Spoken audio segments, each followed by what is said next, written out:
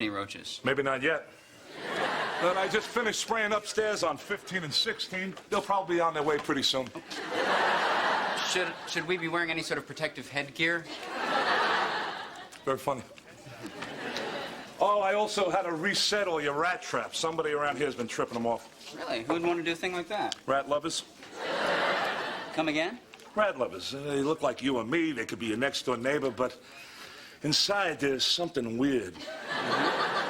Tell me, these rat lovers of which you speak, do they walk amongst us daily? Just because I work with my hands doesn't mean I don't understand sarcasm. I'm sorry, I was just joking. It's okay. I'm cool with you. And I with you.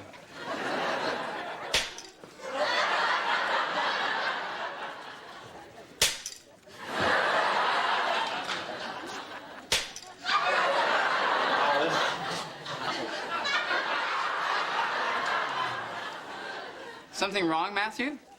Oh, no, everything's hunky-dory. Are you sure? Because I thought I heard you say, ow. Ow? Ow. Oh, yeah, I was just practicing my Cockney accent. You know, how you doing, Gov? Doing fine, thanks for asking. All right.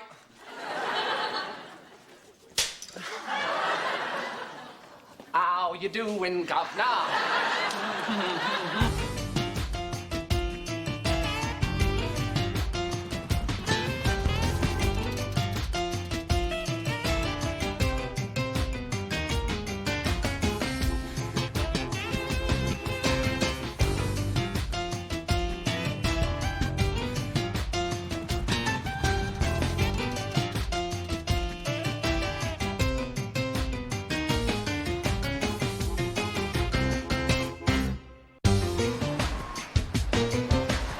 Can I have everyone's attention, please? Have to make an announcement. It has come to my attention that some of you may have been deliberately setting off the rat traps.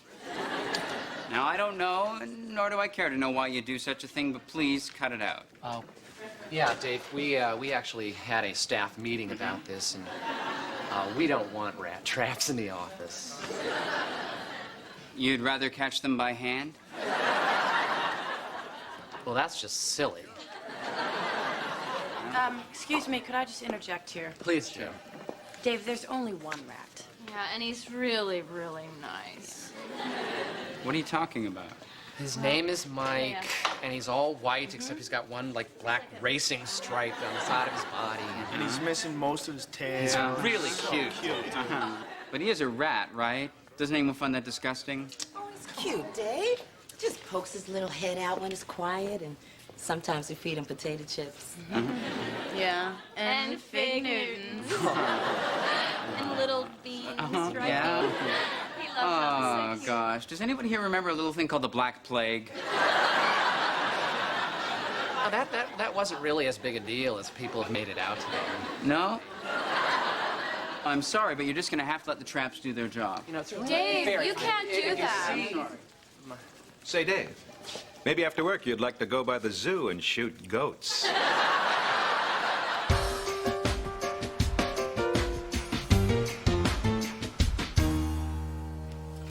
You wanted to see me? Yes, Bill. Is there something I'm missing about this whole rat thing? You have to understand, you've got a group of people here who work 16 hours a day. They're far from their families. The women are childless. And the men are, to put it delicately, lonely. Well, I understand that everyone works very hard. It's not just that. Every day we deal with crime and murder. You're not in Wisconsin, Dave. The big story isn't about a cow wandering into the town square. Bill, you know, I worked in Milwaukee. You know, it's a city with a population of 1 million people. So there must have been quite a hubbub when that cow got loose, huh? Bill, can we forget about the cow for a second? Mike is many things to many people. To you, he's just a rat, but to the good people of this office, he's a member of the family. I'm sorry, but not my family. Exactly. Maybe you're not ready to be a member of our family. I can't imagine that being a high priority to a man without a heart. I've got plenty of heart. Said the Tin Man to the Wizard. But you probably hated that movie, didn't you? No, actually, I quite enjoyed that movie. By the way, Dave, I checked the box on my driver's license. If anything should ever happen to me, it's all yours.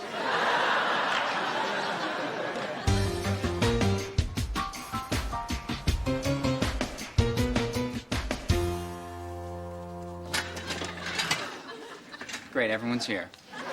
I've given a lot of consideration, and I've taken into account your feelings for the rat.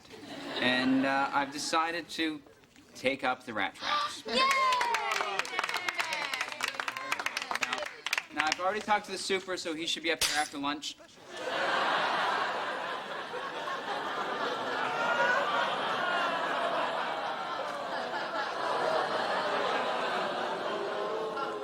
Well, I wish I could say it's the thought that counts. Lisa, would you mind helping me? Are you sure it's Mike? That's Mike, all right. Missing most of his tail, white with a racing stripe. Now he's got this really weird, surprised look on his face.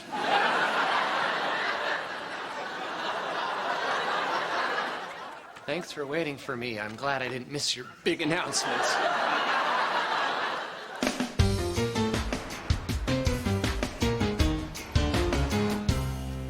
So, I guess it's back to business as usual for you. Look, Bill, I feel bad, all right? I feel terrible. Oh, come now. You feel nothing. For you, this was like stepping on a bug. Only this bug had a name and a personality and was a rat rather than a bug. Look, Bill, what do you expect me to do? I mean, what can I do? Also, you didn't step on it. It died in a trap. By the way, no offense, but your office smells terrible. I know. I have a dead rat rotting in a box on my desk. Oh. What are you planning on doing with it? I don't know. I guess I just throw it in a dumpster on the way home. You cold bastard. Oh, come on, Bill. You know, I think I probably feel worse about this than anyone. I'll take this. So stupid.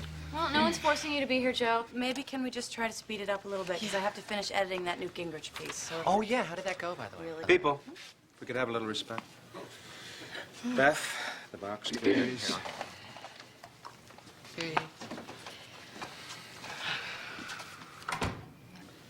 Hey, what are you guys doing? Taking 30 seconds away from work to deal with our grief. You can dock our pay if you see fit. No. Bill, I'd actually like to join you if that's all right with everyone. Whatever. All right, does anyone have anything they would like to say before we do this? Dave, nothing? Well, I guess we're all here to say goodbye to Mike the rat, who we'll all miss, I imagine. And I didn't have much time to think of anything. Come on. It's like, Bill, could you say a few words? You're kind of putting me on the Just spot. a few words, Bill. Okay, Mike was a rat. This cannot be denied. But the flame of life which burns inside all of us glows no less brightly when it is the flicker of one tiny candle. None can deny that his departure has left this world just a tiny bit darker. Yes. And a tiny bit colder. That's all I have. Amen. amen. Okay, I guess it's time, because we do have to get back to work. Dave, could you help us with the incinerator chute? Oh, sure. Do you want to do it, Dave? Oh, sure.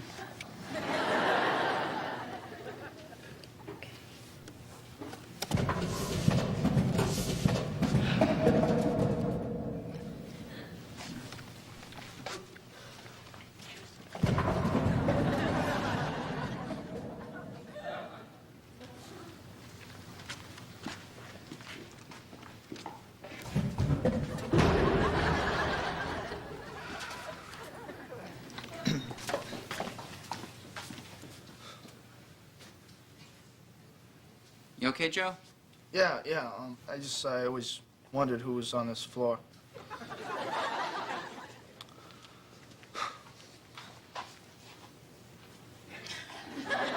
Dave, I'm here, Joe. the last guy to touch me like that got thrown through a plate glass window.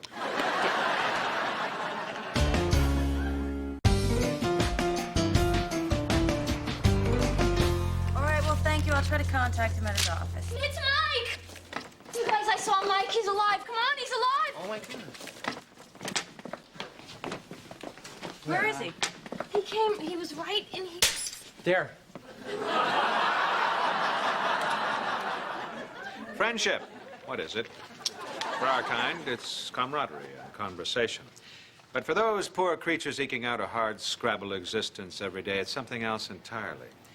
A shared piece of cheese, perhaps, or a tasty bean. So as we bid farewell to Mike, or Mike's friend, we'll never know for sure, we must remember that we... Someone had an overnight pickup. Hey, buddy, we're in the middle of something here, okay? Yeah, I'm sorry. If you could just give us a moment. Thanks. All right, I guess...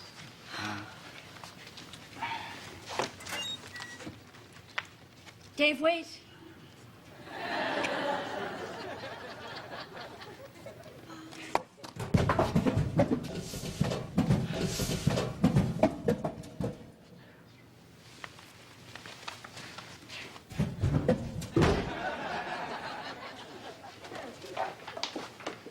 What was that? Oh, that was a rat that died. He was sort of an office mascot. Anyway, I need your account number here and here. Fine.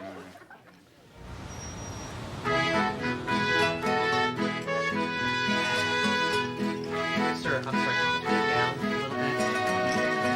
Hey, drinks are on me tonight, guys. Thank you, Dave. Dave. Wow. That's all right. Hey, when was the last time we all got together and hung out like this after work? We do it all the time. Oh, really? Really? I didn't know that. Well, we always invite you. Mm-hmm. Oh, yeah, I guess usually after work I have more work. Why is Mike's death affecting us so much? Well, I don't know about you guys, but I just keep thinking about the dog I had when I was little. Totally. No, mine was a cat, though. What was the name of your dog? Woofy. Mine was Jack. Scrappy. Louie. Mr. T.J. McWhiskers. Spot. No Sparky. Spot. So what kind of a dog was Woofy? Black Lab. Jack? Beagle. German Shepherd. Part Doberman, part Rottweiler, part Pitbull. Cat. Siamese. I don't recall. So how did Woofy. he had Hit by a car. Jack? liver cancer? Hip dysplasia. Bit a guy, got put to sleep. Feline leukemia. Ran away. Yeah, I had a cat, you know, named Dusty. He was a wonderful animal, just an amazing animal. What was so amazing about it? Well, he could just be amazing. He could, like that, he'd be amazing. Oh, come on, David. Tell us. Open up a little. You don't want to hear it. Hello in there. You can come out of your shell. You're among friends. Okay, Dusty could catch rats like nobody's business. Well, I told you didn't want to hear it. Why not trust me? All right. Well, he can't help that, right? Dave, how did Dusty die? Oh, he didn't. Still alive, 16 years old, playful as a kitten. Hey, my grandmother died a few years ago. Does that get me anything at all? Huh?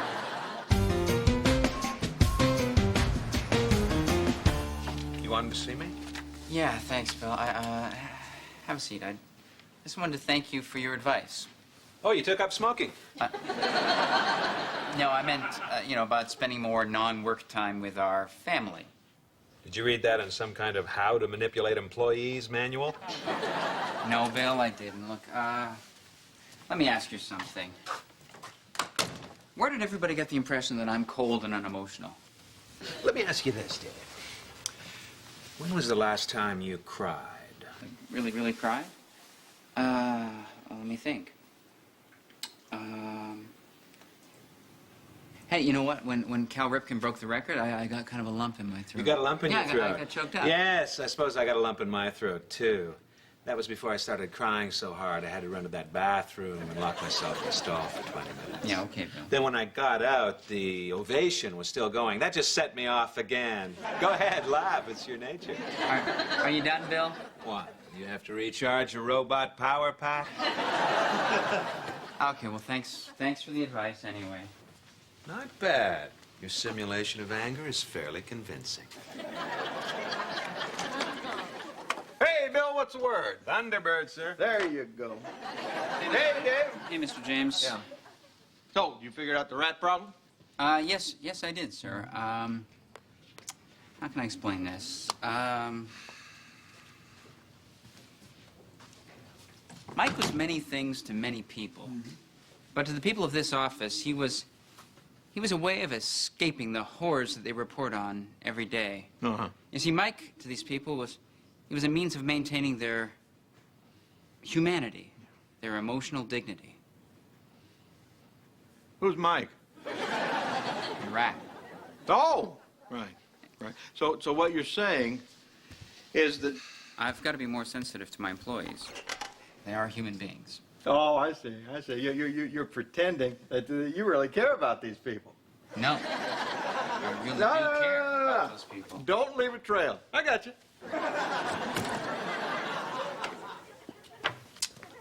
Hey, Dave, what's this? Oh, Matthew, that's a glue trap. I put them down in case there are any more rats. Well, we're not going to need these because Mike and Mike's friend are no longer with us, and there aren't any rats in the office. Yeah, well, how can you be so sure? I just know. Yeah, but how? Mike would have introduced me to them.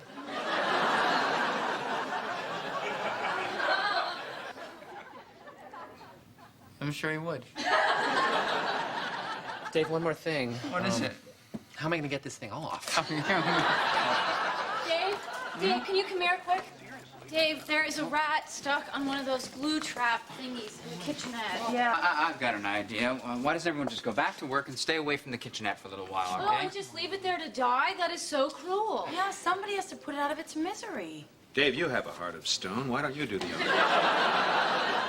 Hey, gang, what's up? We got a rat stuck in one of these. Oh, for God's sakes. It is a rodent, people. A dirty, filthy rodent only lives to eat your food and leave turds and whatever the hell else it doesn't finish. Now, come on, get out of there, get out of there. Gotta do everything myself.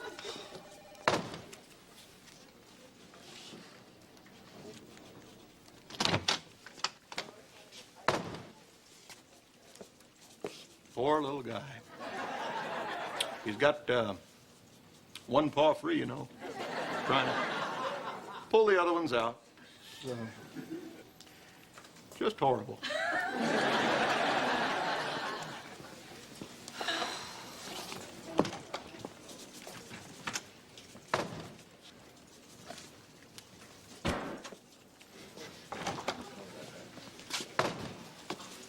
How did you do it?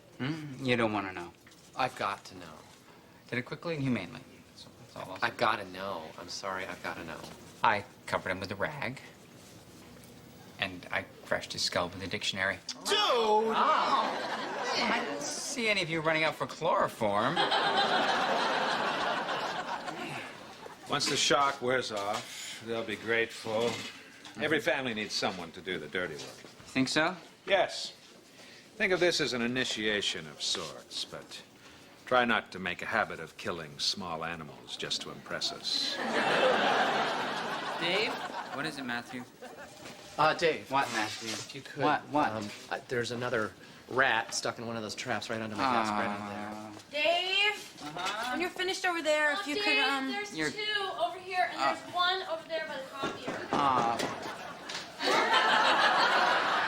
Make that two by the copier, Dave. Oh, my God! Today we are gathered not to mourn, but to celebrate. To celebrate that our lives are more rich with rats than we even knew, blah, blah, blah, blah. Dump 'em, Dave. Well, wait a minute. I'd like to say a few words, if I can. well, actually, I'd really like to get out of here. We all kind of Yeah. wanted Well, rat. I just wanted to say that although Mike turned out to be several, if not dozens of rats, we loved him enough for dozens of rats, and that's all that counts. There.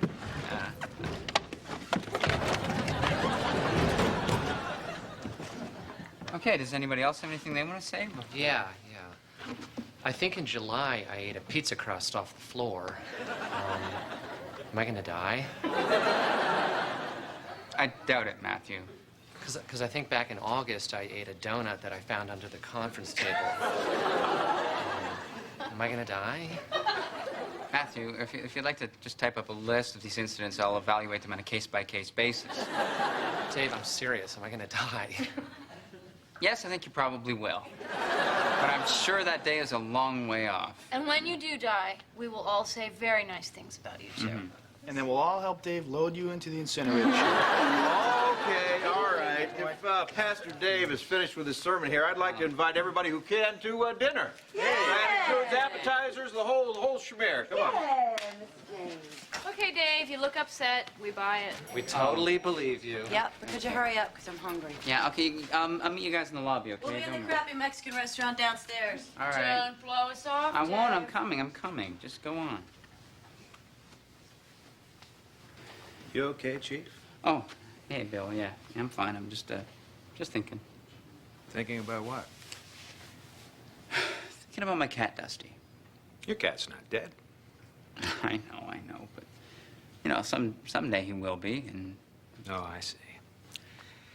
You know, the poet John Keats died of tuberculosis at the age of 29. And before he died, well aware his death was nigh, he penned the line, "Gather ye rosebuds while ye may. Gather ye rosebuds while ye may." Plus, it's just a cat. Who cares? You can buy him anywhere. Harry, this is the last time I'm telling you. This is the mail drop. And this is the incinerator.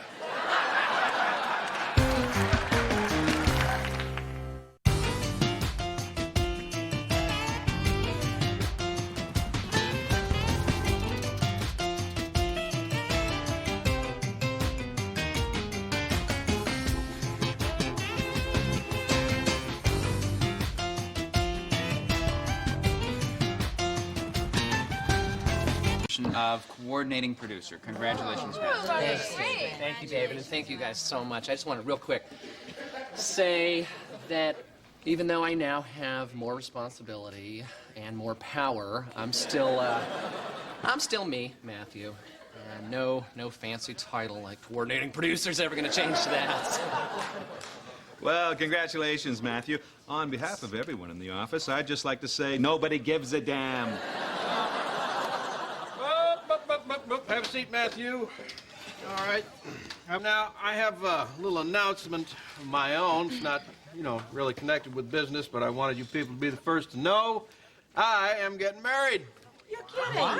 Really? Mr. James, I had no idea. Well, I'm still trying to get used to the idea myself. These things happen so fast, you know. Who's the lucky lady?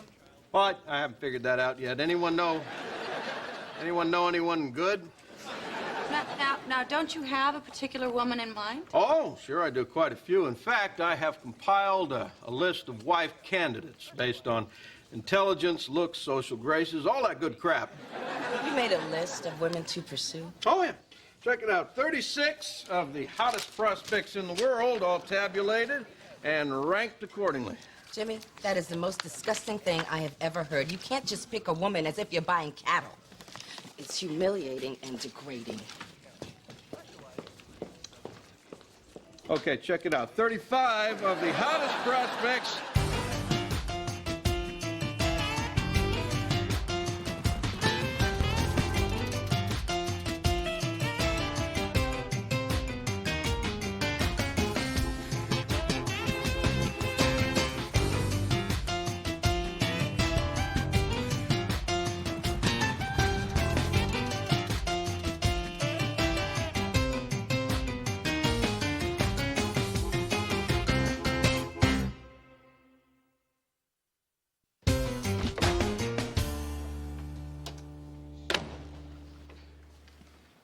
Coordinating producer?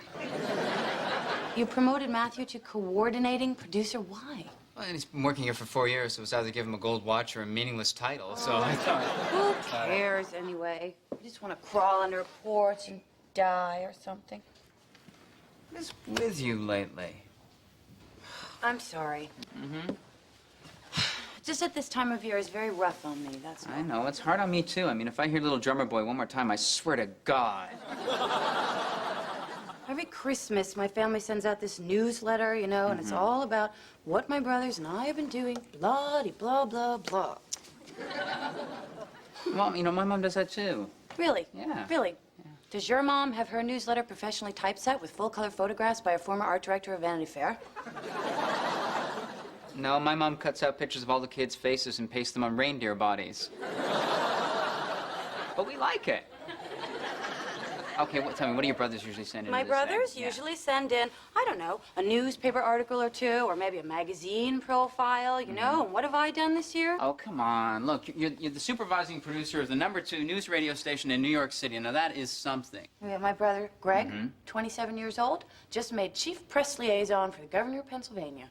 A glorified publicist. My brother Nick is chief resident of Mass General.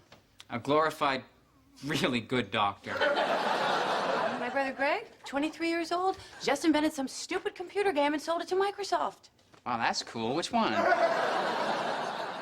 I don't know. Super Karate Monkey Death Car or something. Oh, Lisa, good. Listen, I've decided to re-coordinate your duties for the day. Have you, Matthew? Oh, come on, don't get me wrong. I'm very pleased with your work, Lisa. You do good work. It's just that, well, David and I would like to see it coordinated a little bit better. It's all right here. Matthew, your promotion, it doesn't really put you in charge of Lisa. Oh, God. No. It's embarrassing, I see. We're more like equals, then. No, it's more like she's still your superior. So the title's more like a figurehead thing, then? Oh, what are you going to do next? Make me Queen of England? No, I was thinking Marquis de la Supply Closet. Oh, I see now, I see. Power is not given, it is taken. Huh? Taken. Okay, people, memo time. Get your red-hot memos right here, Lisa. Thank you. Memo, my good dear sir. Seriously, though, it's a memo. I typed it up. Sounds like a winner, Mr. Coordinating Producer. You think so? Are you wearing high heels? Oh, why? You seem taller. More impressive, more substantial. I don't know, maybe it's just the new position. Between me and you, I feel taller, you know? But there's a lot of stress that comes with this job, you know? Oh, I know. But I'm hanging in there. Well, I'm here for you. Thanks. Could I have a little time to familiarize myself with Take this exciting new all the procedure? time in the Good, world, yeah, Bill. thanks. Thanks a lot for working. You got it.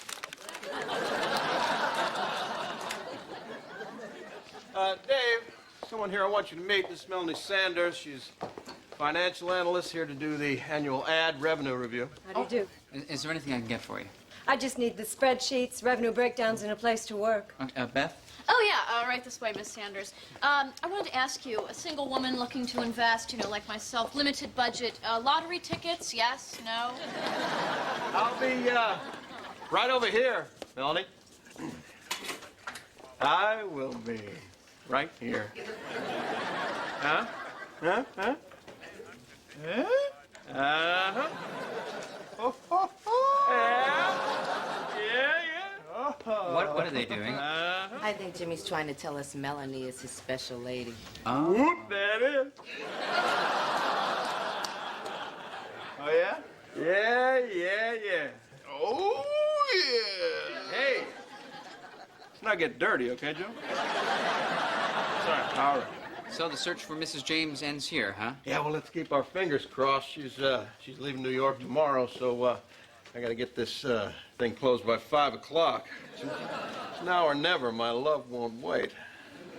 Well, it sounds like the Jimmy James love train is gathering steam. Woo-woo? Chugga, chugga, chugga, chugga, chugga. What'd I tell you about that dirty stuff, Joe? Sorry. All right. You are aware that with a lottery ticket, you can win $1 million. Beth, would we have a moment there?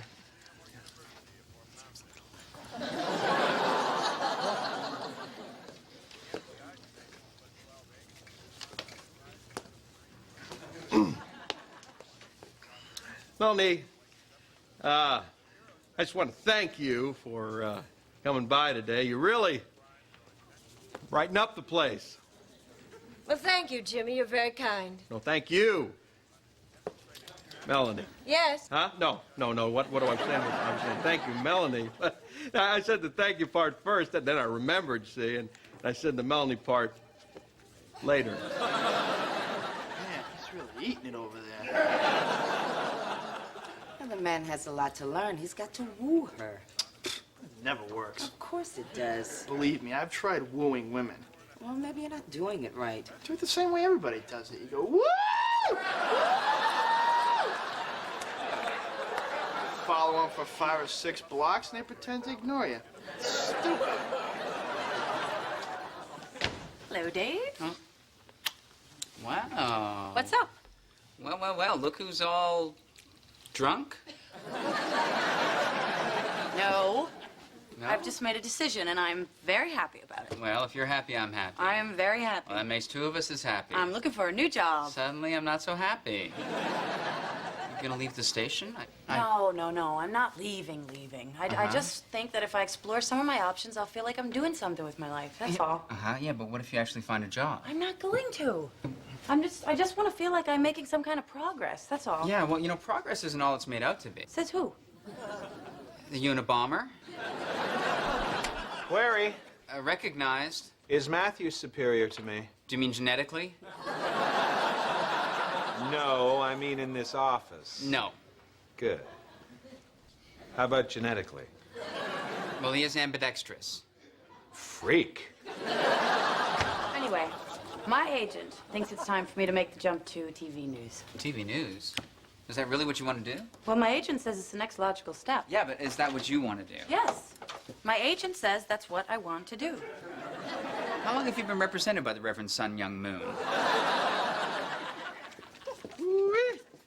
Sure is all righted up around here. Hey, Jimmy, why don't we take a little walk, huh? Come on. Am I missing something, or are you quitting? No. I would never make a decision like that without consulting with you. Don, Lisa, what have you got for me? Hey, Dave, can you take a look at something over here real quick? What is it? I want you to look at the big board. That's very impressive, Matthew. Well, thank you. This should do wonders for how we coordinate the flow of information through the office here. And then right over here, we'll keep the master list. The master list of what, Matthew? The master list of coordinating procedures. For instance, traffic updates are going to be coded blue. See? Coded blue. Great. And then if we consult the big board... What? What? I screwed this up. Hang on a second. Actually, can you give me a couple minutes, something? Yeah, sure, fine. This is definitely... Big board looks great, Colonel. Thanks, Bill. Just that the blue one goes there, the green one goes here, the red ones. But the red ones actually... What's the problem? Somebody's tampering with the big board. Well, I know Lisa wasn't very excited about your new promotion. Thanks for the tip. Why don't you ask her out to lunch? Lunch? No, like take a couple of hours. I think I just ought to go over there and ask her to marry me. Jimmy, I really think you should take this a step at a time. Yeah? Yeah. You gotta do the legwork. I mean, would you buy a house you hadn't been in? Yes. All right, what if you weren't rich? Then no. Okay, hold up, I got an idea. All right. Hey, Melanie.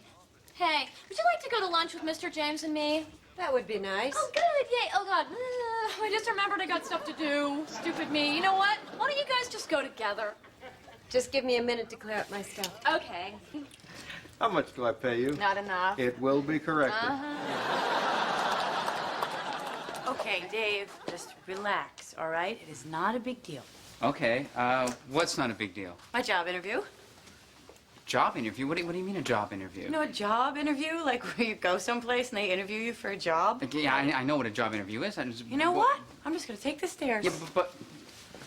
Dave, want to see a trick? Pick a card. Now put it back in the deck. Hold the deck. Stand right there.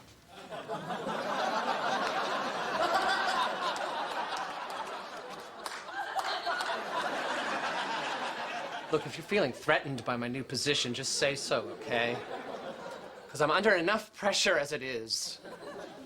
Matthew, you ever play 52 pickup? No, that sounds like fun. Sometimes you make me sad.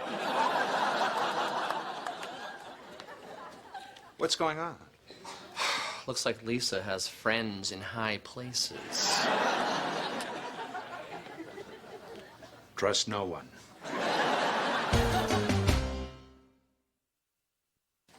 Okay, Beth is covering all my calls and all my work for the day is done. Great, great. How do I look? You look terrific. Thank you. You look really terrific. I can't believe I'm supporting you in your search for a new job. And what is it anyway? What is this job? It's not a new job. I'm just filling in for one night, that's all. Yeah, but it could turn into a new job, whatever it is. Look, I'm just exploring my options, I know, all right? but why can't you tell me what it is? I just don't want to jinx it, that's all. It's not a big Okay, deal. all right, It's such a big whatever. secret.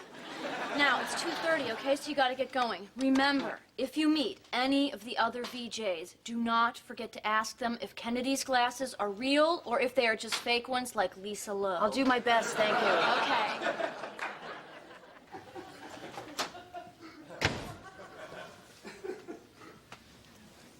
So MTV News, huh? Yes.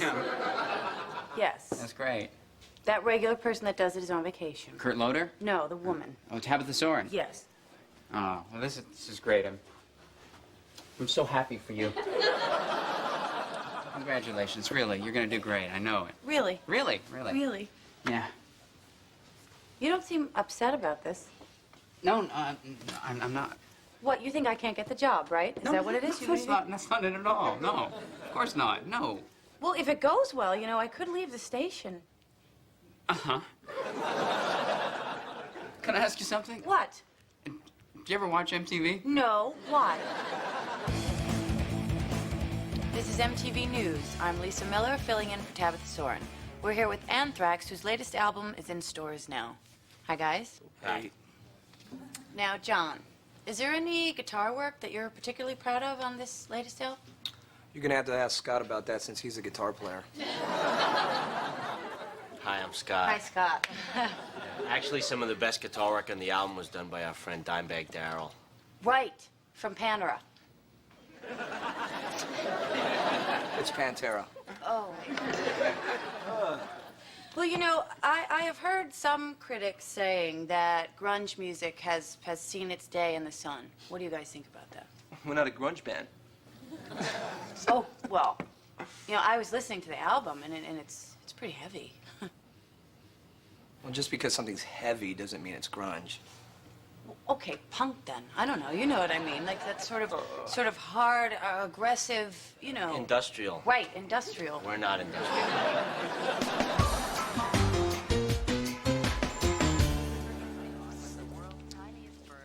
What is it, Matthew? I feel bad. Why? Well, when I made my little office power play, I didn't mean to force Lisa out. Look, don't worry about it, Matthew. I'm pretty sure Lisa will be back. Yeah. You know, I'd be happy to share my title with her. You know, I thought of a new title for Matthew. Look, let's get back to work, okay? Where's my masking tape? I had it right here. Dave should really give you a private office of your own so this stuff doesn't keep disappearing. You're right. Hey, what was that new title you came up with for me? I can't remember. I'll get back to you. Hey, Mr. James. Hey, Spaz. So, how did it go? I don't know. We made so much small talk, I didn't get a chance to propose to her yet. Small talk, that's good. One step at a time. No, screw that. I got like 45 minutes to close this deal. If not, it ain't gonna happen, baby. I tell you what, get out of my way. I'm going over there and ask her to marry me. No, Mr. James, trust me. You don't want to be that direct with a woman. Very true. You got to be kind of sneaky and trick her into doing what you want. You want to know how to get a woman? Please. Here's what you do. Walk up to her and whisper the dirtiest thing you can think of in her ear. If she doesn't slap your face and walk away, she's interested. Jimmy, honey, flowers send a very clear message. Flowers. Yeah. The only thing flowers say is I like you, but I'm a tongue-tied freak. Right, or I'm sorry I made a pass at your sister. No, hold up. It's too late. He's flying solo. Melanie, I'm single, you're single. What do you say we get married? Well, I'm glad you finally decided on the direct approach. Yeah, well, I'm a businessman at heart. As am I. What's your offer? Single rich male seeks matrimony. Primary residence? Westchester County. Would you be open to considering a secondary residence in Manhattan? Central Park West. South. Done. Time spent together. 8 hours, 5 days a week. 7 hours, 12 hours weekends. 55 hours aggregate. Specifics to be determined later. I'm amenable to that. Children. 1. 3. 2. Done. But one of them has to be a male. I'll see what I can do. Vacations. December, Hawaii. June, the vineyard. June, fine, but Hawaii. Nope, the vineyard. Is that a deal breaker for you? I'm afraid so. Me too. Well, we gave it a shot. I'm sure you'll find a better match. Thanks for the time.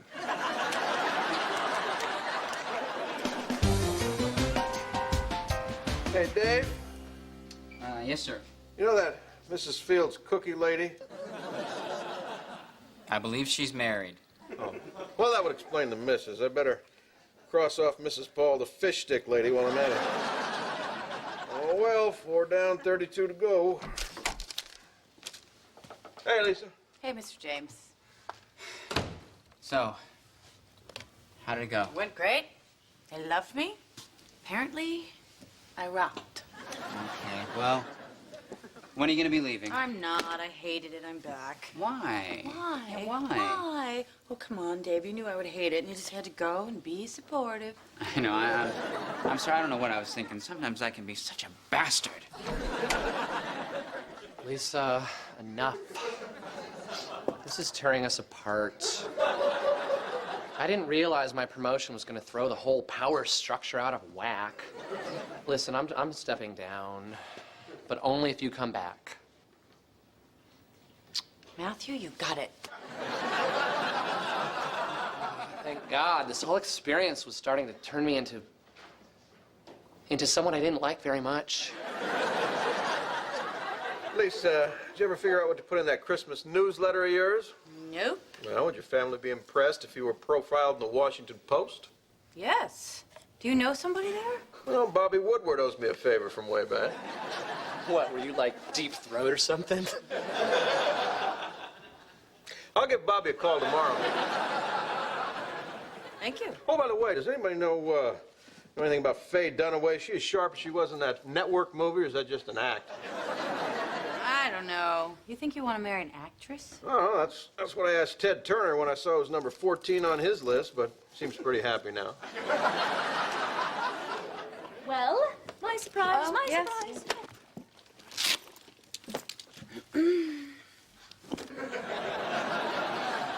Didn't they have any with just Beavis on it? I keep hoping they're gonna break up or something.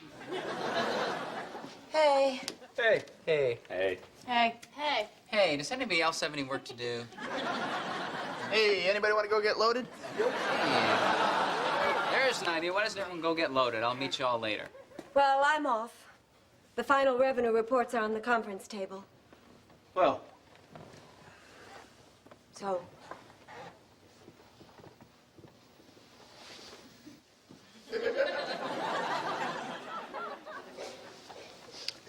it was nice almost getting married to you. same here. Jimmy, you didn't even try my approach. What? You know, the whispering. Oh, yeah. Melanie, could I see you for 1 second, please?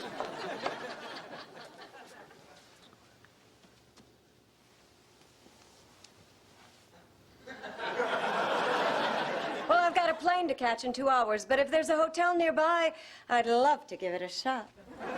We're out of here.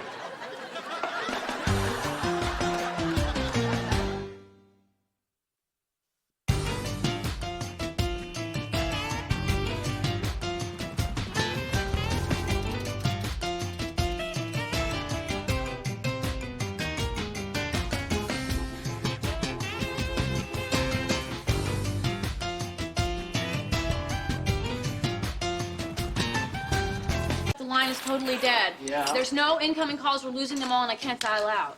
Sounds like you should call the manufacturer. You know, I would do that, Joe, but as per my previous remarks, I can't even dial out. It sucks for you, huh? I'm busy. I got a lot of stuff I gotta do, okay? What do you do? Hey, Catherine, how you doing? I fixed your desk. Oh, great. Thanks, Joe.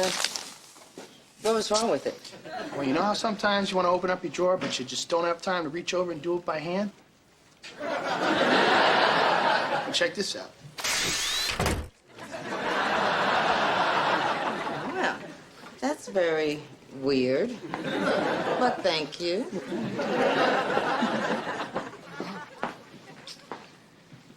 You're fixing Catherine's desk because you like her. Shut up. You have a crush on Catherine. You love her. You love. I don't love anybody. Maybe if I fix Catherine's desk, she'll marry me. And then we can have little Catherine and Joe babies, and they can run around fixing things. Oh, you're a freak. Well, thanks again, Joe. What do I owe you? It depends on what you got. What? Well, you know, I was just thinking maybe sometime you and I could get together and have, you know, Dinner? sex. And I'll take that as a maybe.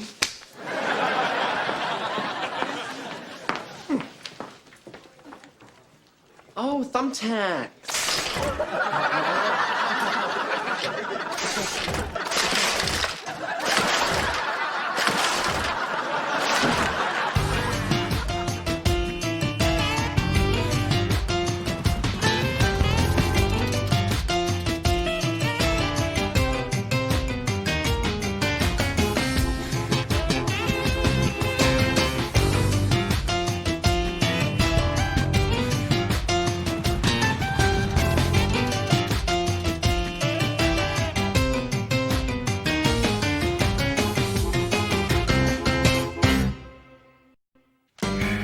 I'm sorry, Dave, but a budget is a budget is a budget, to paraphrase, Gertrude Stein. What? Yeah, a rose is a rose is a rose. That's very pretty, Dave. Can we get back to the budget? I mean, we are way over budget.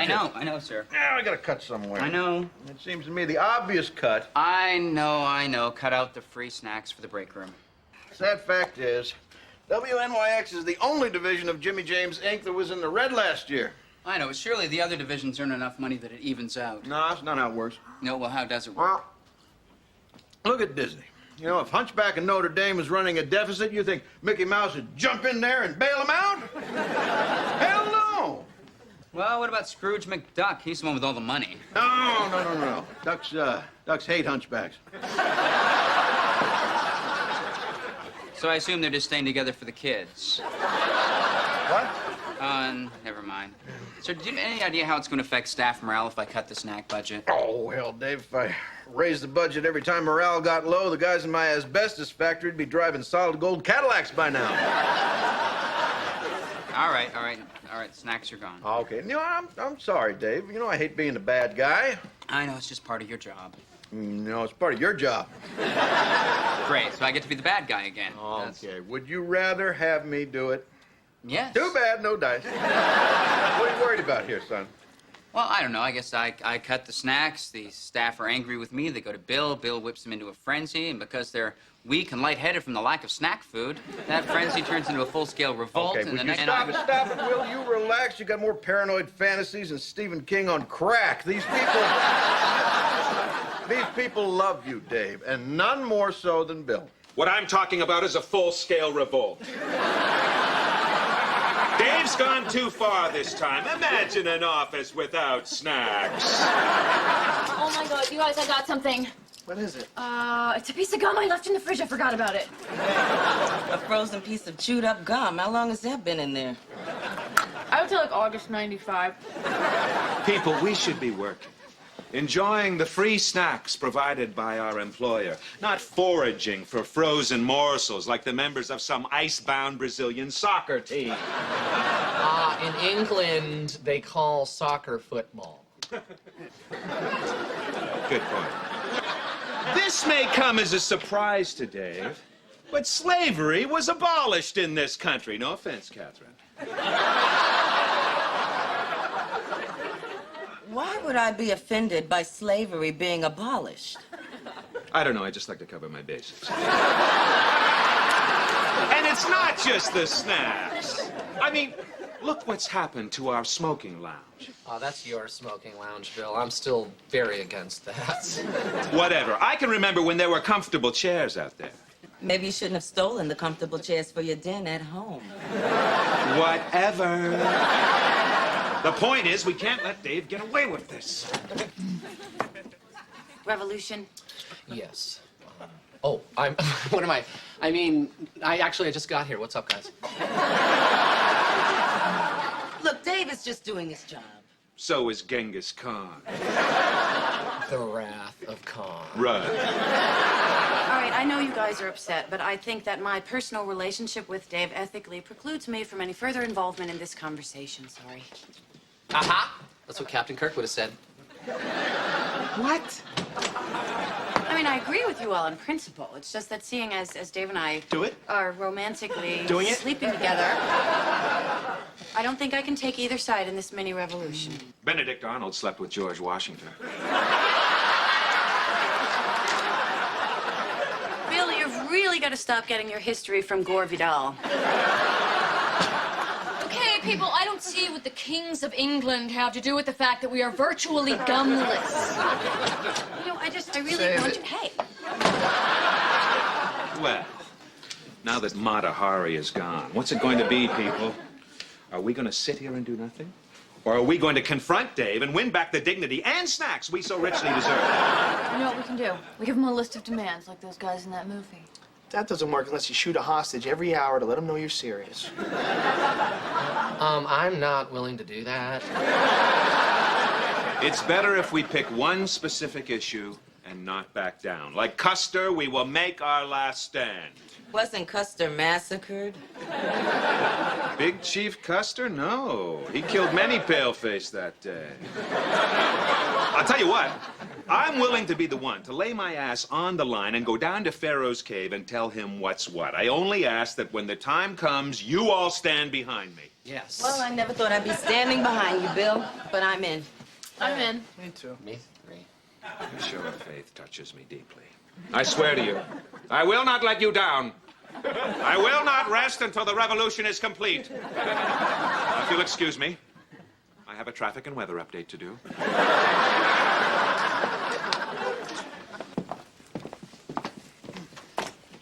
Catherine, I just want to apologize for what I said earlier, so I took the liberty of installing these.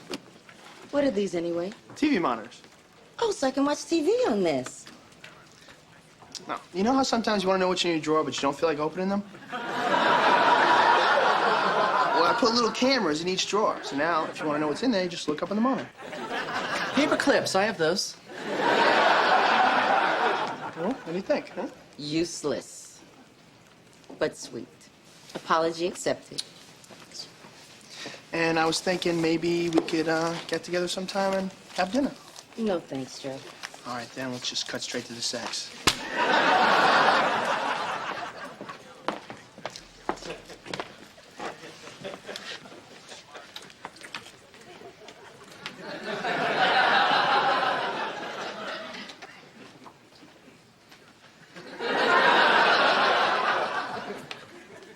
Someone pass the salt? Okay. I saw this coming. Bill's organized a bit of a rebellion, hasn't he? Now he's going to burst out of the booth, come down here, and say... Dave, speaking on behalf of the rest of the staff, I've got to tell you, this crisis has reached its saturation point. That's right. Yeah. Well, I completely agree with you, Bill, and I intend to keep fighting this with Mr. James. Yeah. We are really fed up with this kind of treatment, and we're not going to let you get away with it. I just said I agree with you.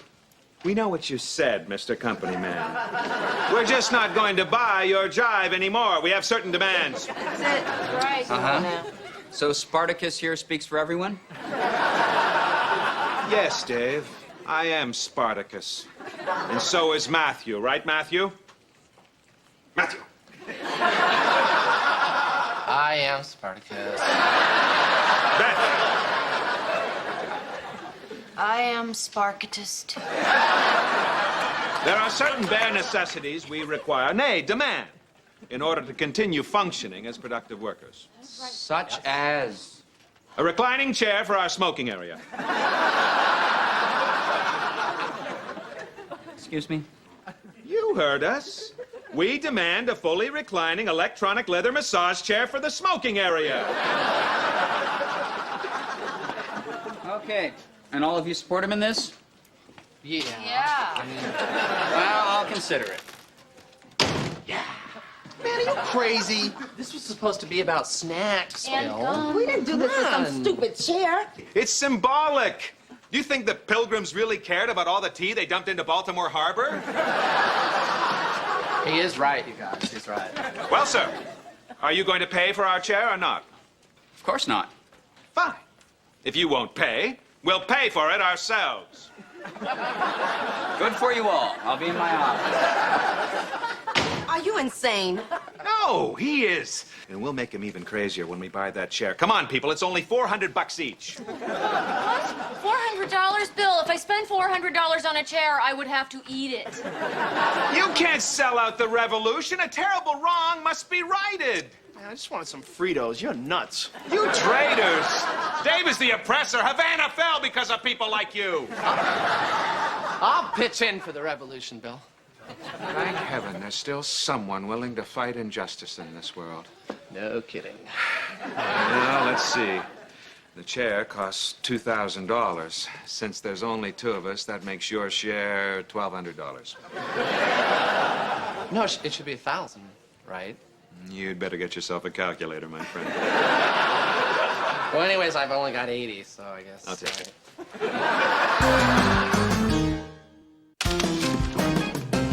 Yeah, Catherine, check it out. I got a new thing for you. You ready? You're gonna love it. You ready? Check this out. Desk, turn on lamp. Pretty cool, huh? Huh? But wait, there's more. Ready for this? Desk, open drawers.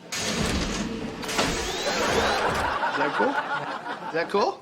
Is that cool? Yeah, that's cool. Huh? Yeah, that is. Okay, that is actually cool. And this thing will open all the drawers? All of them except the ones you're wearing, unfortunately. She digs me. What are you doing? Nuts. Joe, sit down. Joe, if you like Catherine, why don't you just tell her? I am, in my own way. Can you think of something more simple and honest to say? I thought it was. No, why don't you just say something like, Catherine, I think you're really special, and I would like to spend some time with you. Okay, that sounds like a Barry White album, but the thing is, do you get Lisa's point? What To we're spend saying? some time with you? Are you Yeah. kidding me? If my buddies ever heard me talk like that, I'd never hear the end of it. You buddies aren't here. That must be what's throwing me off. Because I've never really hit on a girl without my buddies being around. Right. The other thing is, it's not just what you say or the words or anything, it's how you treat a woman. I treat them great. You know how many girls I've hooked up with free cable? Free cable, no charge, all right? Fix their stereo, rewire their car. And a lot of ladies really dig a guy who knows how to use a set of alligator clamps. Who told you about that? What? What? What? What do you say? What are you no, talking? I'll tell you. I'll tell you. Tell me. Okay. So do you guys think I have a shot? No. So why are you trying to help me out? I don't know, Joe. I guess we care about you. That's true. Well, if you cared about me, then you'd really help me out. What? Oh, right. Thank you, boys. Here you go. Oh, my God. Here it is, the personal shiatsu massager chair. Observe. It can pinpoint any part of the back. It can seek out and soothe over 16 tension-easing pressure points. It has shiatsu mode, Swedish mode, and weekend in Thailand. That looks like fun. That looks like fun. Can I try? I'm glad you asked, Catherine, because no. None of you ingrates will ever set foot in this chair. So get out. Go back to your non-smoking area, you traitors. You can sit on the floor for all I care. Bill, it is completely... Be gone!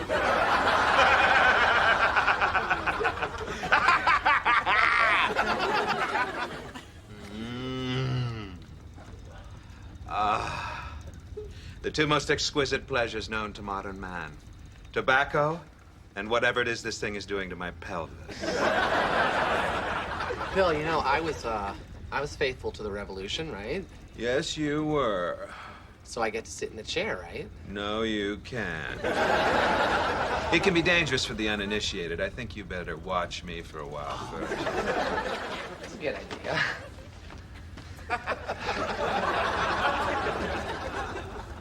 So what's it like? I can't even tell you. You're not ready. Well, we sure showed Dave, though, didn't we? Next, we're gonna force him to give us back those free snacks, huh? What? Free snacks? I'm not hungry right now, thanks. Now, partial ownership of the chair carries with it certain responsibilities. For example, you'll have to guard it when I'm not sitting in it, to make sure no one else uses it. Oh, can do. Oh, when I'm guarding it, I can sit in it then, right? I'll be Bill. Help Bill.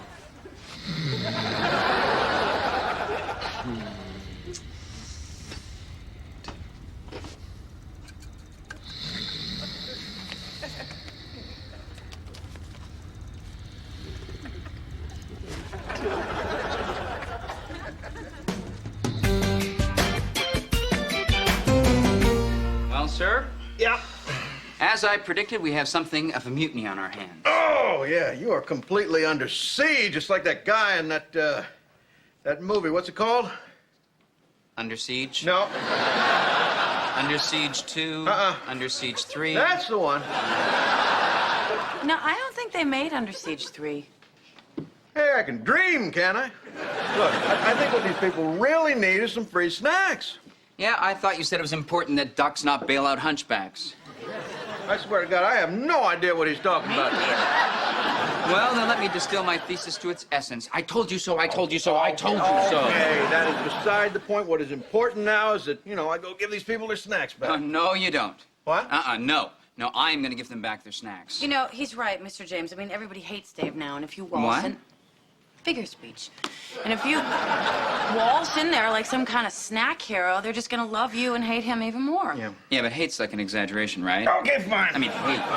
Fine. You want me to be the hard ass? That's fine. For this time only, you can be the hero. I'll pretend to be the bad guy. No, you are the bad guy. It's wonderful when perception meets reality, isn't it? Dad, call a staff meeting. Sound good to you? Oh, sir, despite my earlier remarks, I really cannot get involved. I mean, the ethical dilemmas in general. Yeah, thanks, college. No one really cares. Let's go.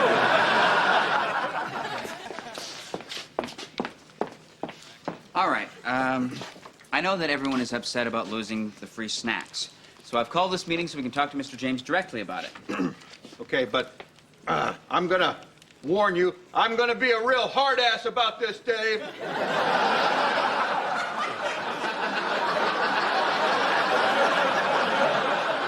Sir, I really do think we should increase the budget so that we can provide free snacks for the staff. No way! You are insane! Sir, I really do believe that they deserve this. Forget it, buddy! I am out of here!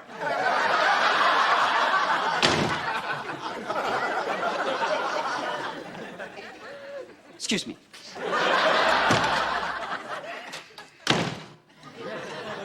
So, how was I? You were great. It's the pictures that got small. They gotta tone it down a little, huh? Yeah. Okay. All right. Are you ready? Yeah. No, wait, hold on. What's wrong? I'm getting my character. Okay, got it. Let's go. Jeez, Dave, you didn't have to be so rough with me in there, gosh. Dave, you hit Mr. James. I mean, are you all right? Look, no, I did not hit Mr. James. I just made my point clearer. So you're really making a stand on this thing, Dave? Yes, sir. I believe my staff deserves it. Okay, then. You win. Snacks for everybody. And gum, too. No way. Oh, sir. Okay. Come to.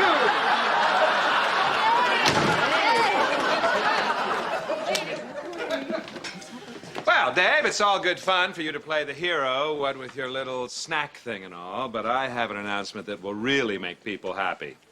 I've decided to let all of you sit in my massage chair. Bill!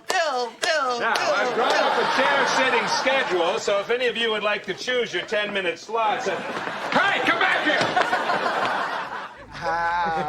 Stop, be careful with her!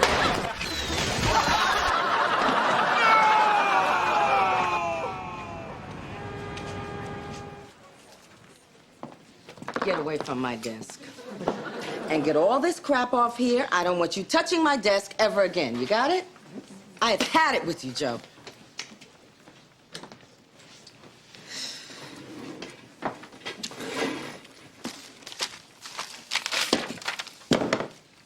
Catherine. Who's that? Your desk. And what do you want? Joe likes you.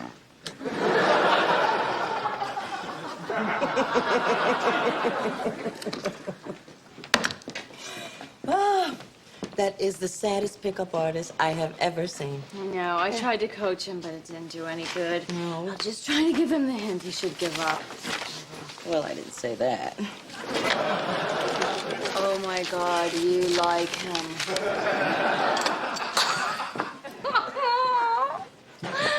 You love him.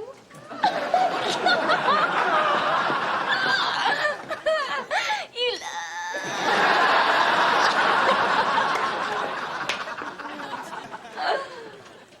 Beth, Yeah.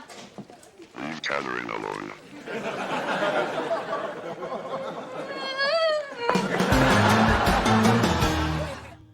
We got Swedish mode, Shiatsu mode, and of course, Batmobile mode.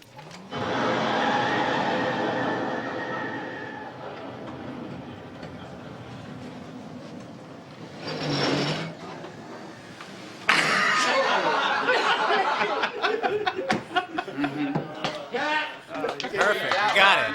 Catherine, let me ask you, would you read whiz up as an upbeat, cheery salutation or more of a low, whispered greeting among intimates like whiz up? What are you talking about? Well, I'm doing these live ads for a new sponsor and... Oh, whoops, time to start.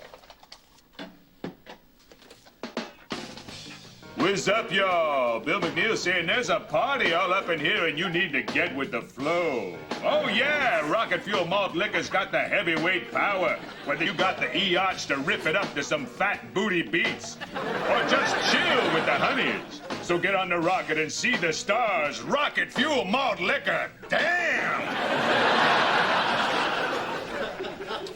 Well? Oh, my Lord. Billy D. Williams, watch out.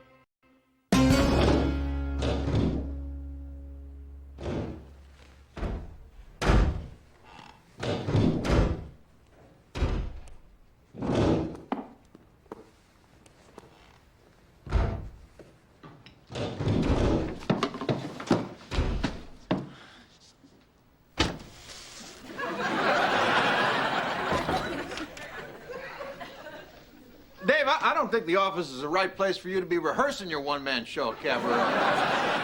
No, sir, you see, there was just noise. I believe you. Look, turn on the feed, would you? It's almost time for Lisa's live remote from the White House, and I do not want to miss a second of this. So why are you so excited by this? I mean, she's just covering the Easter egg roll from the White House. Only the White House Easter egg roll, David, is the most magical, most wonderful national ritual this country has to offer. I mean, I went every year till I got banned. Banned? Of course. Well, I had a little too much punch and called the First Lady Hot Lips. I'm going to assume this wasn't during the Reagan administration. No. It's Rosalind Carter. To tell you the truth, I think she sort of dug it. Yeah, still she had you banned. Yeah, well, I also had a little too much Billy beer and took a whiz in the Rose Garden. This is Lisa Miller reporting live from the White House Easter egg roll. With me is one of the young revelers who make this one of the most exciting events of the Washington social season. What's your name? Pantyhose. Okay, Timmy. I know that's your name, Timmy. How old are you? Pantyhose. All right, Timmy, you said that you wanted to be... Hello? Underpants. We're not on the air anymore. Okay, do you need me for anything else? Nope. That ought to do it. Bye-bye. Bye. Oh, jeez, how could you screw that up? I mean, it's a no-brainer. No, sir, if it was a no-brainer, I would have sent Matthew. Yeah. You would have sent Matthew, you would have had two people yelling pantyhose on the air. What the hell's the deal with that, Dave? Some new people moved in upstairs about a week ago. Yeah, they're kind of noisy. Some sort of non-profit environmentalist Hey, whoa. group. I'm sorry. A what? Non-profit environmentalist group. Dave, that's repugnant. Environmentalist? No, the other thing.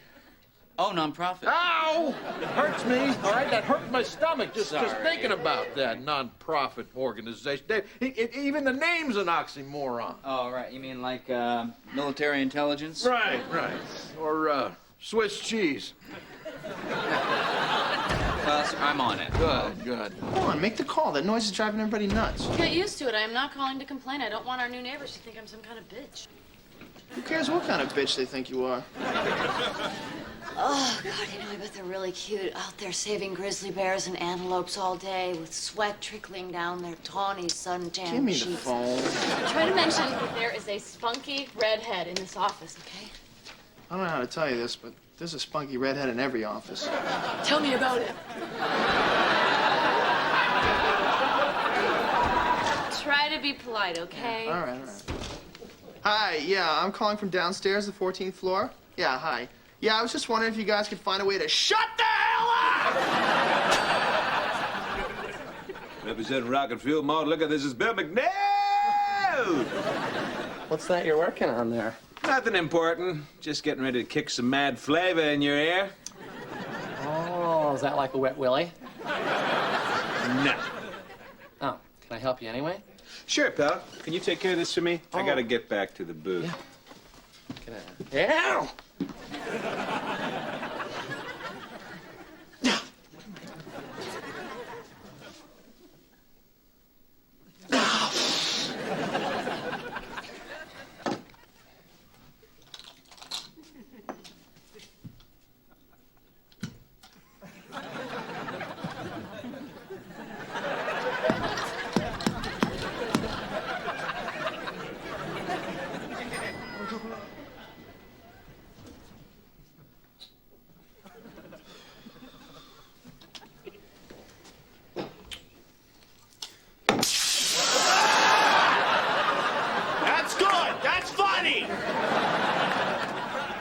Those yogurt suckers upstairs want to play hardball. Are you trying to shave your chest? No. Somebody booby-trapped the fire extinguisher. You know, I wonder if any of those guys up there got into environmentalism because they have trust funds and they don't have to actually work for a living, and if so, are they single? That would explain a lot. Snot-nosed little trust fund jerks have always relied on Jeeves the butler to clean up after little fire extinguisher hijinks. You know, even a single butler would be fine if he had pool privileges. Although there were no serious injuries, property damage is expected to run into the millions. WNYX News Time, 11:23. Back in 1 minute for Lisa Miller, live from the White House Easter egg roll. What's up, y'all? Bill McNeil rocking the mic again, cold representing Rocket Fuel Malt Liquor. It's got the mad flavor that takes any situation to the next level. So when the party starts bouncing and the ladies start bumping, tighten up your flow with Rocket Fuel. Rocket Fuel Malt Liquor. Damn! What? I thought you had a policy about not endorsing any product you don't personally use. I do, and I do personally use rocket juice. Rocket Fuel. Rocket Fuel. You know, this is shameless, Bill. And the way you're trying to talk and sound like I don't know what you're trying to sound like. Oh, I see. You're obviously threatened by my ability to reach out to the common man in the language of the streets. I am nothing but embarrassed to hear you trying to talk street like that. Although these ads may be written in a frank street patois, I believe they appeal to a rainbow of consumers. Hey, Kathy, Lisa hadn't been on yet, has she? No, she hasn't. Oh, good. Bill, could you set me up with some headphones real quick? Yeah, sure, Jim. Thank you. Jimmy, you don't actually have to be in here to hear this. Yeah, I know. I just want to get as close to the action as possible. Why didn't you just go to the event? Huh? I can't. I've been banned from it. What happened? Well, you know, just a little misunderstanding with Rosalind Carter and Billy, and I sort of stole a souvenir from the Lincoln bedroom. Like an ashtray? No, a couch. Hey, what's your favorite part about coming to the White House? My dad's a congressman. Oh, really? Which one? Not telling. Okay. Are you having fun today? A Korean man gave my dad a big boat for free. What's your dad's name? Not telling. What party does he belong to? He belongs to the Korean man. Which Korean man? The one that owns my dad. Right. But what's your dad's name? Pantyhose. Ooh. Matthew, I want a list of every congressman with a kid between the ages of 4 and 11, all right? Oh, Dave, this country doesn't give a tinker's damn about corrupt politicians. It's like, it's like I told Woodward, Bernstein, the parking garage. When was this? Oh, back during Watergate when I was deep throat. See, the point is, I sent her there for eggs and bunnies. Yeah, I'm sorry, sir, but I think a political scandal beats bunnies. Yeah, well, you keep up that attitude, Dave, you're gonna get your you-know-what caught in a big fat ringer. How can you do an ad for a product that you will never in a million years use? Hey, did I complain when you did ads for adult diapers? No. And do you wear adult diapers? Well? Of course not. Just checking. So isn't it just a little hypocritical to attack me when you're actually just a shill for the incontinence industry? No. Because if the time comes when I do wear adult diapers, I will wear them with the dignity and confidence made possible by the good people at Underpinnings Incorporated. Thank you very much. Well, same here. When rocket fuel is an appropriate drink, I gladly serve it. Is that so? So what does it taste like? Oh, how to describe such a robust brew. Let me see. It's a hearty, full-bodied beverage with hints of apple skin and wood smoke. And donkey urine. No, the exact opposite, actually. Maybe you and I should wet our beaks with a little rocket fuel sometime. Certainly, my dear. I'd like that very much. Damn.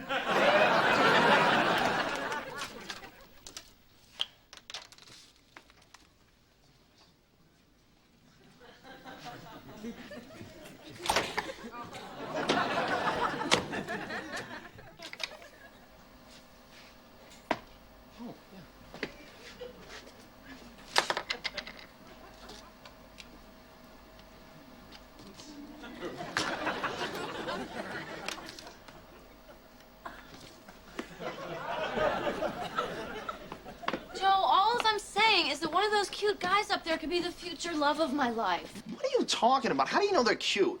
And how do you know they're gonna be the future loves of your life? Is that you? I don't think so. Wow, that's funny! That's great, you tree-hugging freaks! Oh, tree-hugging freaks! It's so cute, they are so cute! You know, Catherine, as much as I'd love to sample rocket fuel, I don't think this is really the time or place. Why don't we just find a bar after work? They don't serve this at bars. They serve it under bridges and on street corners. Really? I'll have to inquire about our local distributors. This would be perfect. We'll share a civilized drink in a familiar, comfortable environment. Well, I guess it couldn't hurt to have just a sip. Of course not. Well, then, salute, Catherine.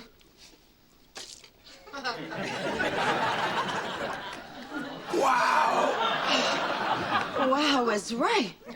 That's some smooth drinking. You know, perhaps I've misjudged you, Bill. And rocket fuel. Let's have another. All right, another. Down the hatch. Again, salute.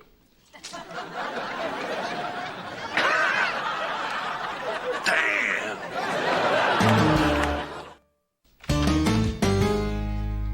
She looks like quite a woman, Dave. She must be a wonderful mother.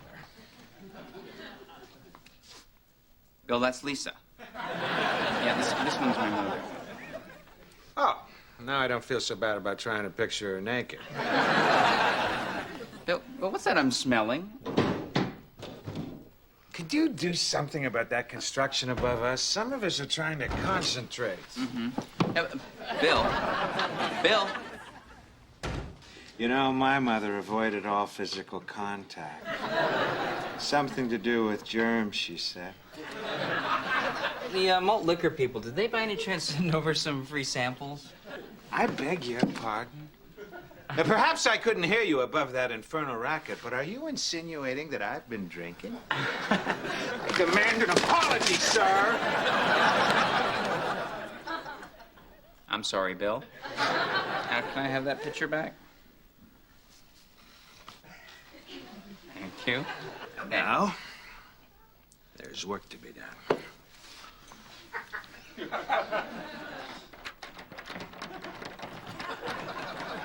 Oh, Bill, that's the kind you pull. Now there's work to be done.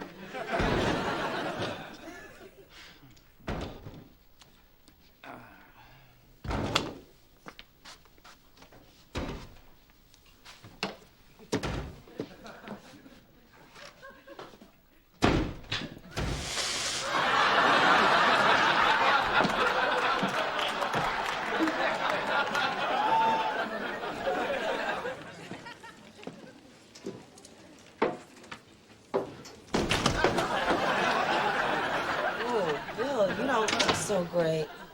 Maybe a little tasting party was a bad idea. Nonsense. The malt liquor was delicious and refreshing. Good, because I have some ideas about how to fix your rocket fuel spots. What's wrong with them? Well, they just sound a little inauthentic. That's absurd. Those spots are very authentic. Oh, get real. That "what's up, y'all" stuff is all played out. Now, I don't know who's writing your material, but it's very VH1, okay? Strictly ills and idiotic. Ills and idiotic? Yeah, ills and idiotic. You never heard that one? No, now what does that mean? Oh, never mind that. Let's start with "what's up, y'all." Come on. People don't say what's up? No, not on the street. Now they say, "Gazizza." Gazizza. Yeah. Gazizza. I like it. What does it mean? Well, it just means like hello or goodbye. Oh, sort of a street aloha? Exactly. And if someone's your friend, then you call them your... My homie, my peeps. No, my Dilsnoofus. Dilsnoofus. Yeah. Dilsnoofus. Gazizza, my Dilsnoofus. That's perfect. Very misneuronic, Bill. Marvelous. I'm feeling less ills and idiotic already. Come on, more. You decorated that all by yourself? Can I hold it?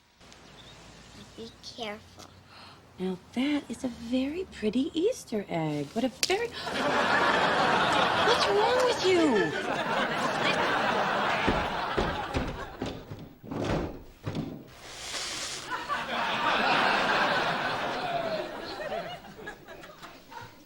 You know, this turned out to be the worst day of my life. Yes, sir, I understand. Same thing happened to me. Oh, good. That makes me feel much better. Dave, do you remember that guy upstairs that you asked me to get in touch with? Well, ironically, he called me back. Line 2. Well, that isn't technically ironic, but thanks. Yes, it is. It's ironic. Like when it rains on your wedding day. That isn't technically ironic either. No, he's right. It's an oxymoron. Oh, you mean like Swiss cheese? Exactly. Oh, hi. Yeah, I'm sorry. Yes, I am the news director.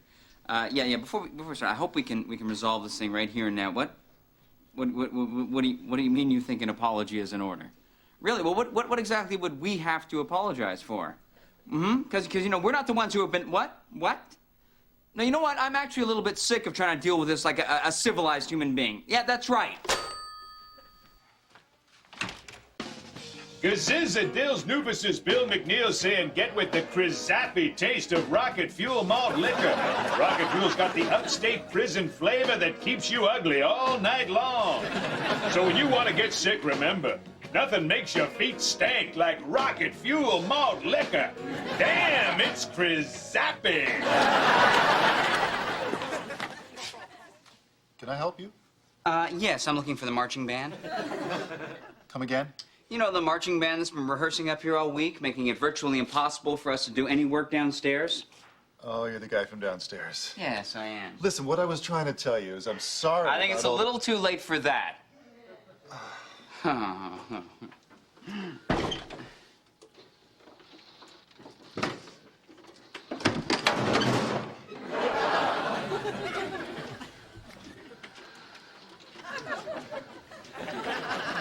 Hi, Carl Jackson. Nice to meet you. Oh. Hi, Dave Nelson. A pleasure meeting you. You know, I think, Carl, I think maybe we got off on the wrong foot here, so to speak. That's just an expression that I use sometimes. That because what with the noise and all, I am really sorry about all that. It's just that I just got this new chair and the steering is a little tricky. Mm-hmm.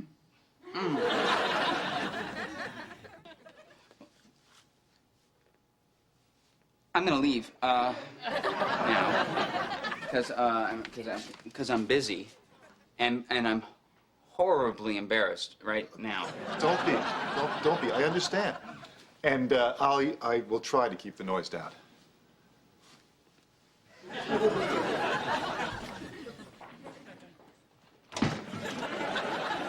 That ought to hold him for a little while.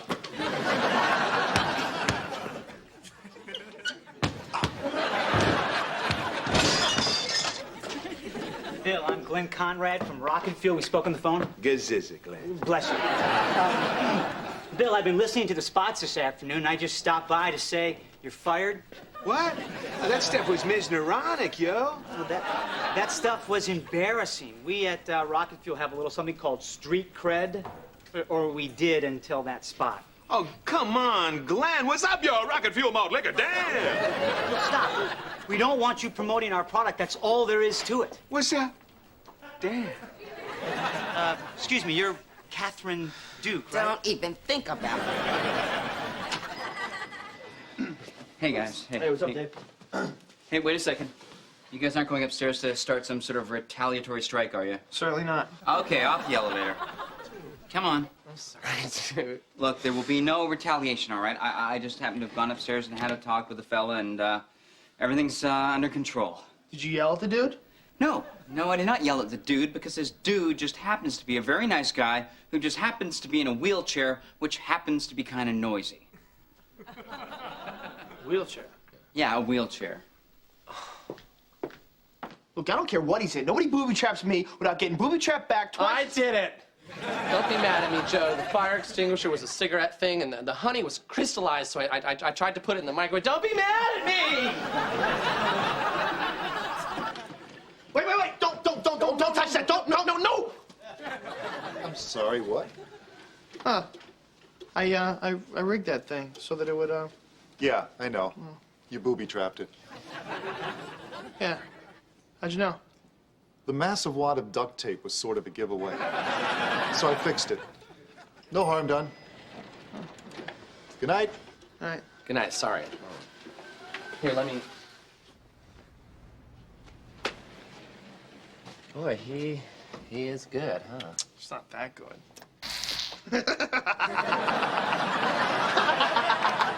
Or maybe he is. How did he rig it up so that it would hit me and not him? How did he do that? Oh, that's easy. All you gotta. That, on the other hand, was very impressive. I'm going to ask you to introduce yourself, and then you can say hello to everybody in New York City. Cool! Good, okay. Hi, Beth, we're ready. Okay. Hello, this is Lisa Miller reporting live from the White House.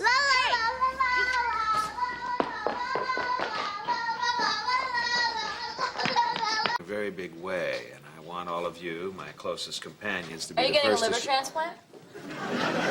What? Oh, no, I'm sorry, hang on. You're giving someone your liver? No, I'm not. You can't give someone your liver. Yeah. That's just what they want you to think. Go ahead, Bill.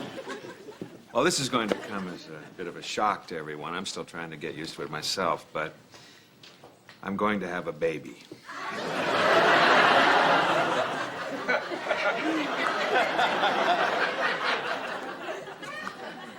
No, you're not. Yes, I am. I'm going to have a baby. Wow, you're hardly even showing.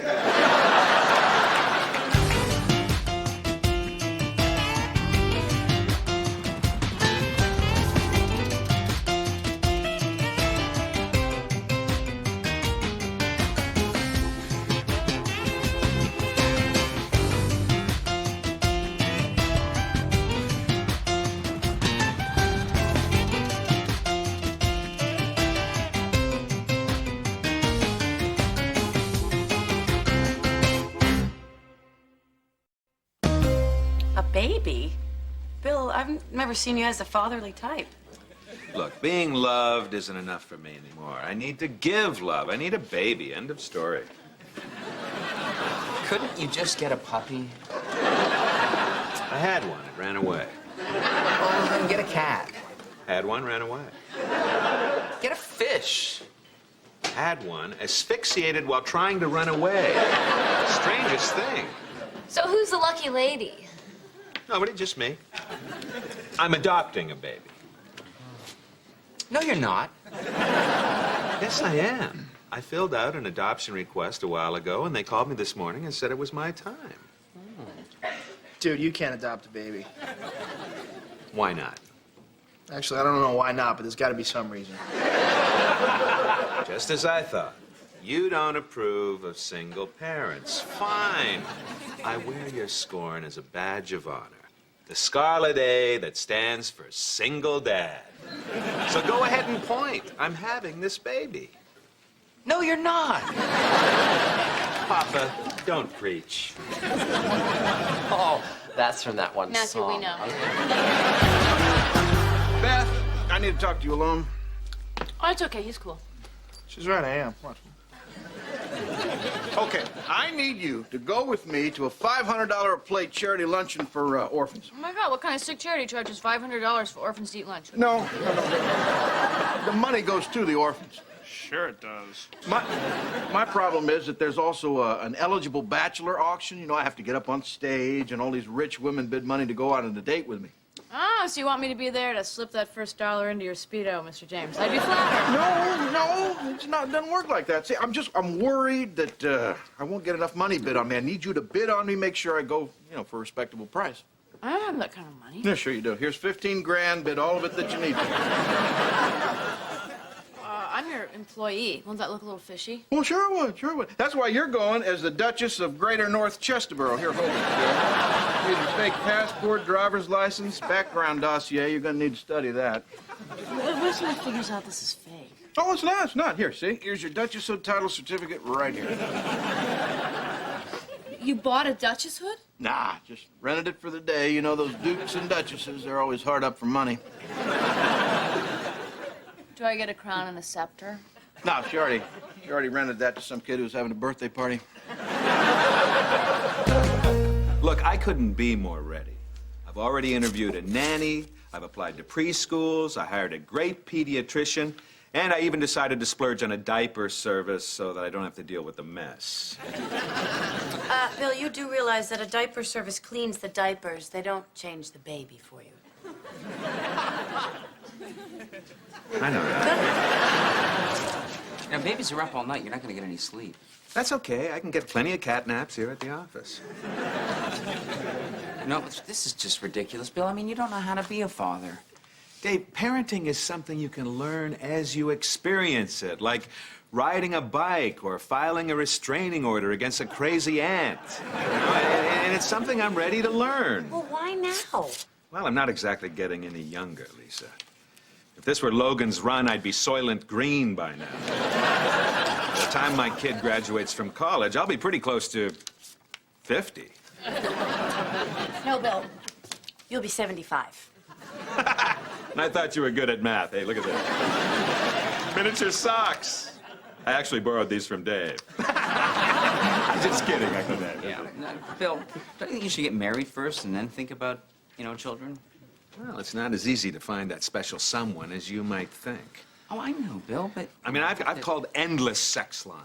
I've answered hundreds of delicious personal ads. I've been to every singles pickup meat rack in town. Bill, hiring a prostitute to call you daddy doesn't qualify you to be a father.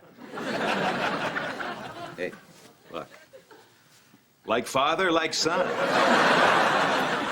Now, I thought you were seeing someone. I was, until she tried to set fire to my hair while I was sleeping.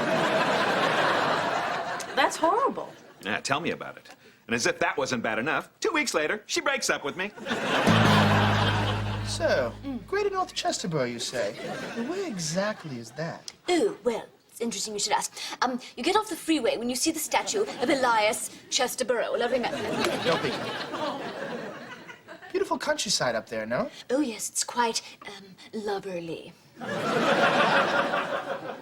By the by, where do you winter? Oh, well, generally, my ladies-in-waiting and I get the presidential suite at Disneyland. It's really quite lovely.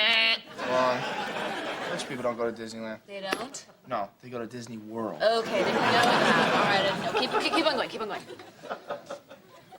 Will you be attending the Royal Cotillion this season? What's a cotillion?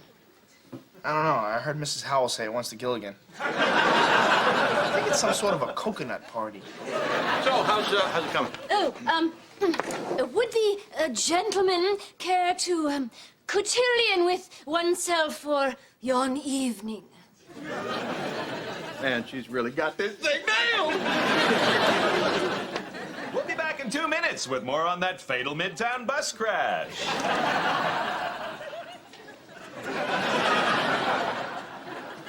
Look at him, he's actually glowing. I know. How does he do that? I think it's some sort of lotion. Hey, guys, listen, I've drawn up a babysitting schedule for little Billy Jr.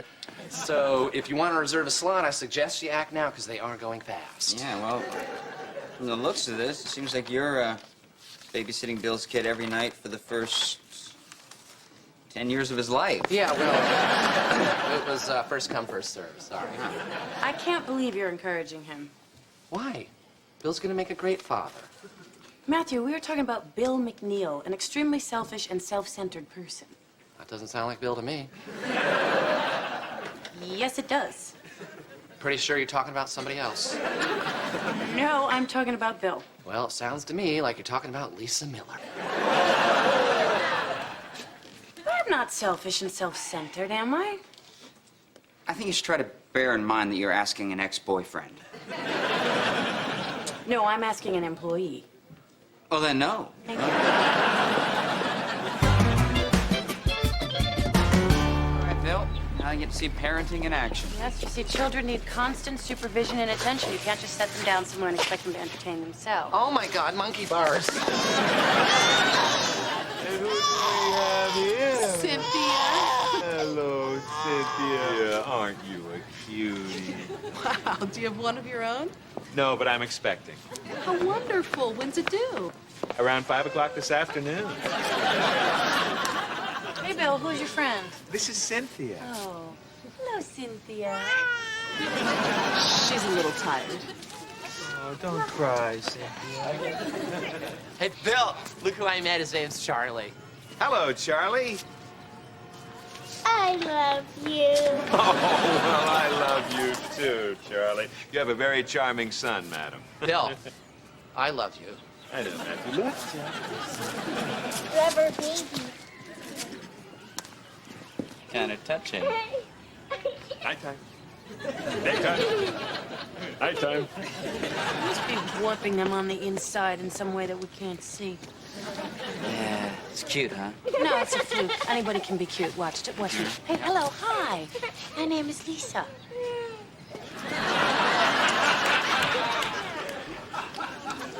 Excuse me. Are you Bill McNeil? Yes, I am. My daughter Jennifer refuses to take her afternoon nap unless I tune to your radio station. It must be something about your voice. I get that a lot. In fact, would you mind if I took a picture of the two of you? It would really mean a lot to her. Oh, by all means. Okay, smile, honey. Smile, Jennifer. I'm sorry, miss. Would you mind going over behind that tree? You seem to be making my daughter nervous. Is this some kind of special park for screwed up kids or something? No, You should have known this was going to happen. You know, Bill probably came here this morning and bribed them all with lollipops. I'm not talking about that. I'm talking about Matthew monopolizing the monkey bars. Oh, God, I can't believe I have to do this. Matthew, you're up too high. Be careful.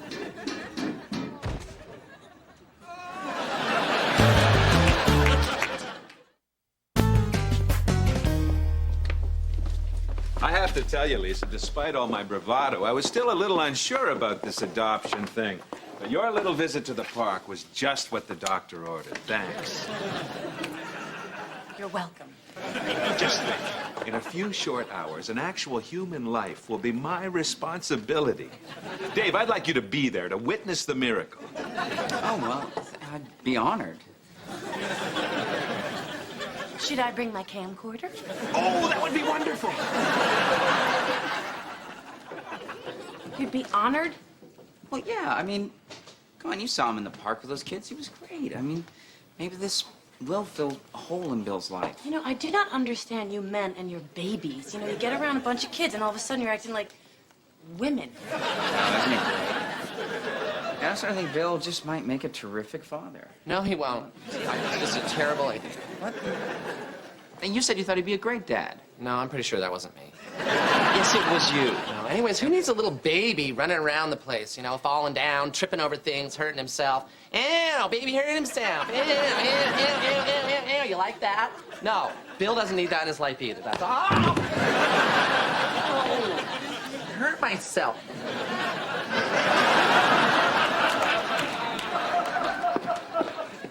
Lisa, look, Bill really wants this, all right? And he loves kids. And isn't that the only prerequisite for being a parent? No, children need structure. They need order and discipline. Were you raised in a POW camp?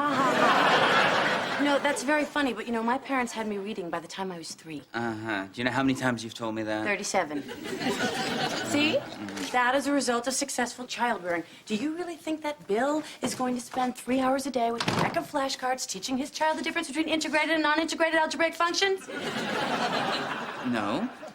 But raising children is about love. I mean, didn't you have any love when you were growing up? Yes, of course we had love. At very judiciously determined intervals. I'm sure Bill is just going to lavish it on them all the time. You know, maybe you should calm down. Maybe you'd feel better if you, crawled inside your Skinner box for a nap. And maybe you'd feel better if you crawled into someone's lap and had someone rock you to sleep. You know, you're right. Matthew!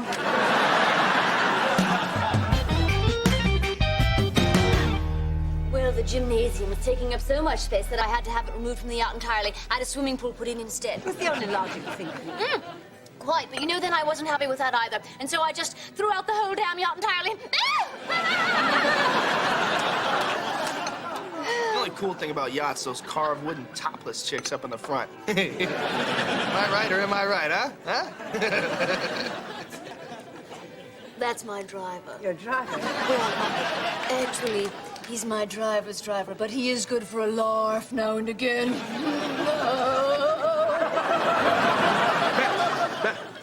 What the hell's he doing here? Oh, won't you excuse me? Joe's my escort. Escort. I didn't say you could bring an escort. I know, but a duchess rarely attends a social function unaccompanied. Says so in the Duchess manual. Yeah, that's right. If she isn't married, she's usually escorted by a homosexual bachelor friend. What? Fine, that's fine. Just make sure you bid enough to make me a hot property, I hear. Rue McClanahan's in the audience. I can't believe he's going through with this. Well, I seem to recall you wanted to have a baby not so long ago. Yes, well, that was different. Bill has just randomly decided that he wants a baby now. I calculated that the time was right. I briefly had a window of opportunity for an auspicious birth. And when will the next window of opportunity open up? September 7th, 2003. So, becoming a father, huh? Yeah. Excited? Very. Yeah. Us too. We've been waiting over 3 years. Really? Oh, yeah. How about you? About a month. A month, that's all? Well, I'm something of a famous radio personality. I guess that greased the wheels a little. Bill's a plumber. Hey, my name's Bill, too. Well, we have a lot in common. Yeah, sure we do. You know, you can make fun of my childhood all you want, but at least I didn't waste it watching reruns of Ed the Horse. Mr. Ed. Mr. Ed, not Ed the horse. The show is called Mr. Ed for the last time. Did you have trouble conceiving also? Trouble conceiving? Not in the slightest. My plumbing's fine. I totally forgot that you're a plumber. Good one. So this estate has horses also? What would a country estate be without a stable? Oh, indeed. I was just saying the same thing yesterday to my homosexual bachelor friend Joseph. Isn't that right, Joseph? Isn't that right, Joseph? No idea who you're talking to. Hey, would you like to get out of here and see the art collection on the second floor? It's quite magnificent. Oh, I'd adore it. We shall be back shortly. Watch the money, won't you? I should probably tell you I'm not actually rich. I'm a limo driver. Sedan or stretch? Stretch. Cool, let's go.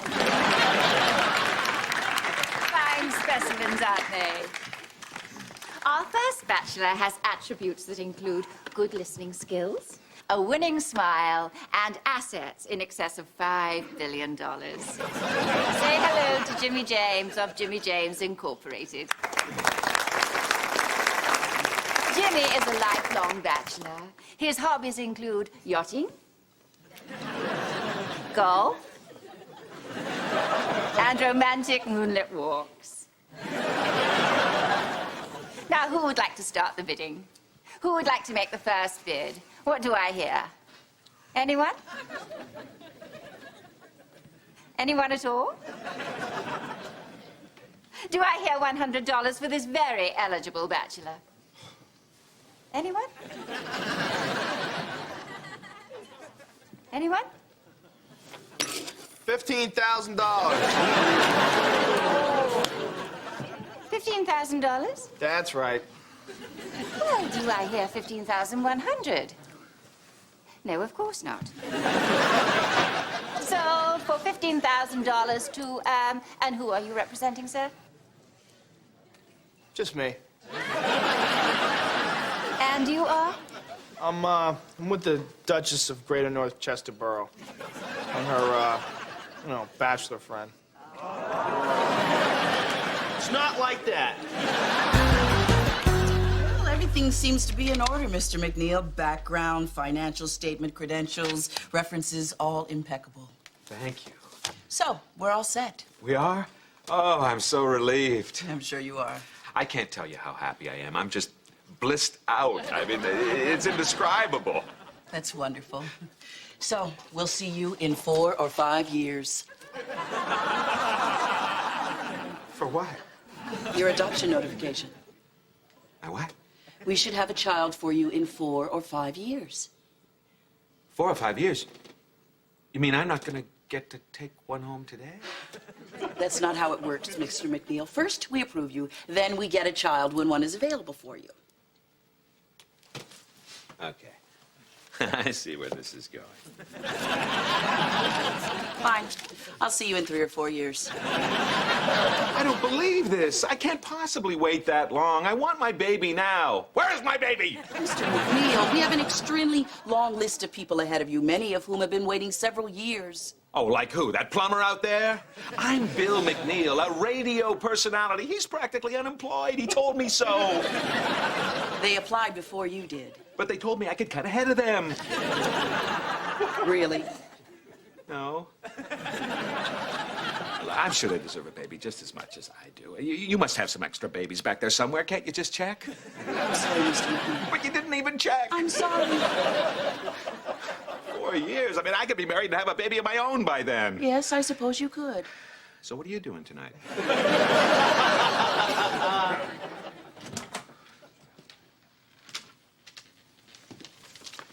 Hey, how'd it go? I have to wait 4 years. Why? I don't know. They're out of stock or something. Let's go. Well, are you going to be all right, Bill? What do you care? Well, I actually do feel bad for you. Thanks. Want to have a baby with me? Not that bad. So, looks like everything worked out for you. Oh, it certainly did. I would like you to say hello to our new son. Congratulations. What are you going to name him? Bill Jr. After me? I'm touched. No, my husband's name's also Bill. Do you mind? Could I hold him just for a moment? Sure. Hello, little one. You are so precious. So very precious.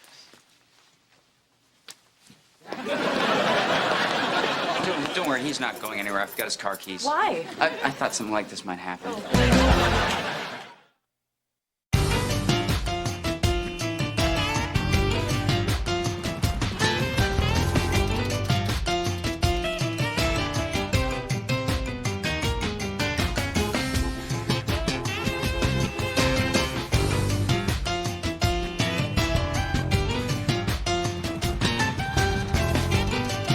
Someone who can trim cuticles without scratching the nail.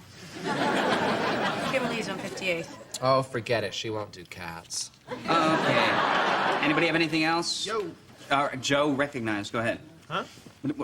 You had a question. What is it? No, I was just saying yo. Oh, well, great. Anyone else? Oh, yeah, I have a question. Is it work-related? It's about this meeting. What about it? Well, thank you. I was just wondering, you know, when it was that you feel that, you know, this whole meeting here is going to be over. Well, about halfway through that question, so why don't we all just get to work, okay? Dave seemed a little tense to you guys. Mr. James, what are you doing back there? Observing Dave. Does Dave seem a little tense, yes or no? Dave's always tense. Yeah, I know, but like more tense than usual? Well, his knuckles are kind of white. Dave's whole body's white. Okay, all right. Look, everybody, you remember those physicals we had to take for the company insurance? That tickled. They did, but you know what? Dave's blood pressure was like 27% higher than it was last year at this time. 27%? Yeah. Wow, does he know about it? No, I didn't tell him. I just thought it'd make him more tense. It's a hideous paradox, really. We have to get him to relax. Yeah. You know what? If you guys can hold him down, I could force him into some yoga positions. Very good. No, he needs a cat. Actually, probably 2 or 3. Well, why not 4? Why not 5? 5 wonderful cats. What the hell is this thing? Oh, I left that for you, Dave. It's one of those executive stress relievers. Looks like a little alien. No, it doesn't. Dave, when you're feeling tense, you just squeeze it like this. David, I'm adopting 6 cats for you. Oh, yeah. That really did the trick. Thanks.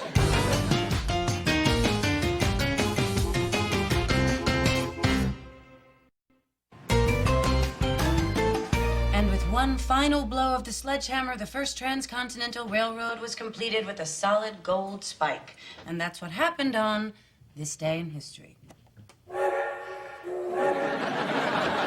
Stay tuned for national news at the top of the hour. What was that?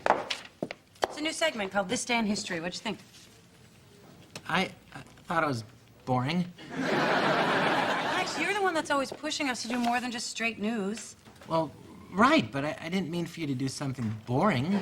What do you mean boring? Didn't you hear the train whistle? Oh, last train to Boersville. Listen, there's a solution to this. Does it involve continuing this conversation? Yes. No, I don't want to hear it. Made you something, dude.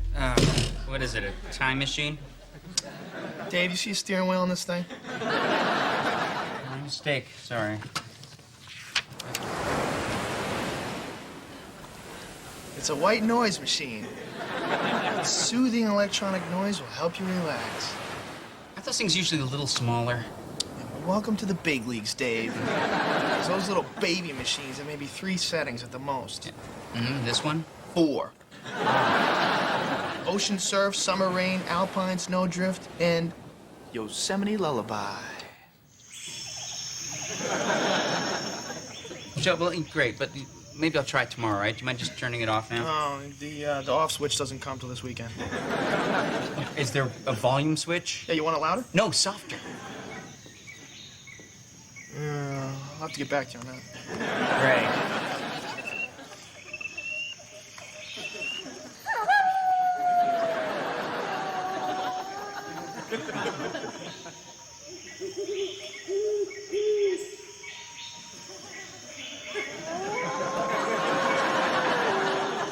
Hey, Matthew.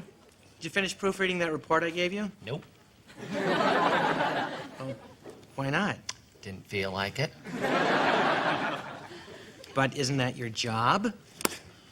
Oh, so suddenly my job is now to make the great Max Lewis look good, huh? Well, find another jackass, because this one ain't interested. But you're supposed... Call someone who cares. Hey. Huh? Payphones are 35 cents now.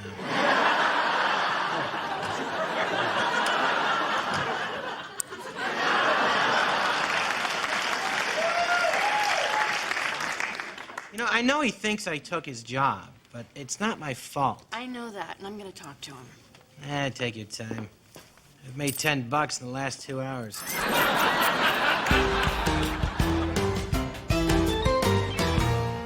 Think about what he's going through. He's got a new job, he's in a new city, he's surrounded by people he doesn't know. You've been through that, right? Yeah. Okay, and how did it feel? It made me want my mom. Okay, exactly, right? Or a friend. No friends, just my mom. Just pretend Max doesn't have a mother. Oh, come on. Everybody has a mom. Even I know that. That's the whole point of sexual relations. But you know what? Not Max, because he's an orphan. Really? Yes, for the purposes of this conversation, absolutely. Who makes his lunch? He does. How? You see? It's not so easy for him, so all I'm asking is that you try and help Max a little. Yeah. Oh. Okay, I think I could spare a little TLC for that poor little guy, sure. Right, now that's the spirit. He is kind of fuzzy, isn't he? Yes, for the purposes of this conversation, he's very fuzzy. But as the Marines took the beach on the Solomon Island known as Guadalcanal, the crackle of small arms fire cut through the morning air. With air support from overhead and the assistance of the 101st Cavalry, the battle was won. And the heroes of the United States Armed Forces celebrated well into the night. And that's Max Lewis's This Day in History, back in 2 minutes. I thought we were going to use La Bamba. Couldn't find the CD.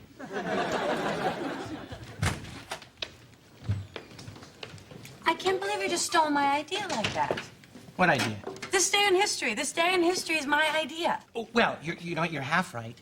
This Day in History, which I adore, is your idea. However, Max Lewis's This Day in History is entirely my own. Come on, we're a team. I thought you would be happy that I took your good idea and made it great, giving it that Max Lewis panache. The word is panache, first of all, and it wasn't even historically accurate. That's part of the panache! Hey, awesome job in there, buddy. I am so proud of you. What are you doing? I'm capturing the memories. Years from now, you're going to thank me. Max, the United States Marines did not celebrate with a luau after the Battle of Guadalcanal. I know. I wanted La Bamba. Forget it. Get in one. Just get in one. Come on, sweetie. Honey. Max, you say girls. Beth, say boys. Girls. Boys. There you go. Now there's some warm soup and crackers waiting for you in the break room. You made me some soup. I'm pretty sure it didn't make itself. Now scoot there. Thanks. You. Hey, Matthew. Yeah. Remember when we were talking earlier about Max needing some mothering? Didn't mean it literally. Well, I'm just taking a few pictures of them. They don't stay this age forever. Yeah, the early 40s just fly right by. I got him. These disposable cameras are great. You know what? I'm gonna grab some pictures of him eating soup.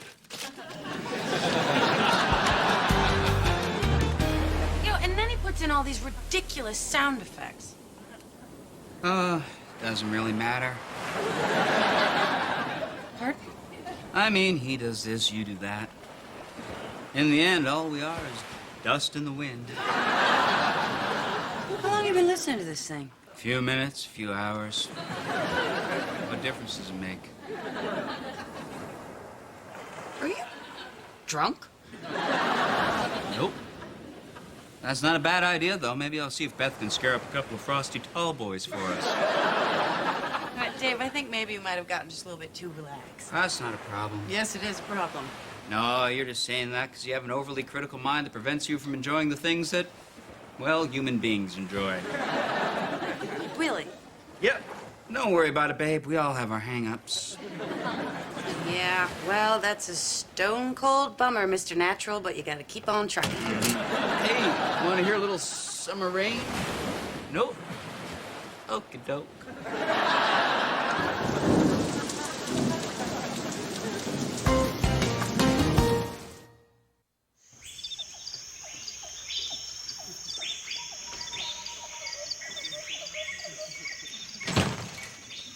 Dave? Yep. Everyone out there is getting a little worried that you might be getting too into this relaxation machine. Yep. So they sent me in here because they think that I might be able to talk to you. No. They sent you in here because they assumed you'd commit some sort of egregious blunder that would enrage me and thus snap me out of my virtual bliss. Oh. Well, that's not what they told me. Oh. Oh, yeah, they lied to you. As they always do. We all do it, Matthew. Doesn't mean we don't love you. Okay, thanks. Anyway, what? Shh. It's my favorite part here. Listen.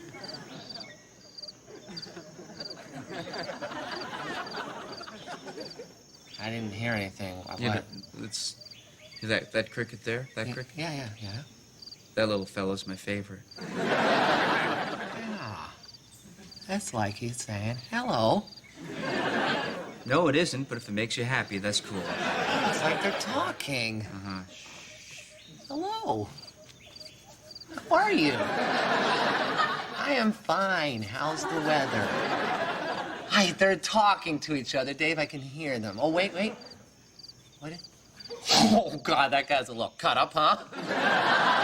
Okay, now you're kind of ruining it. I'm sorry, Dave. That's okay. It's okay, Matthew. I expect it from you.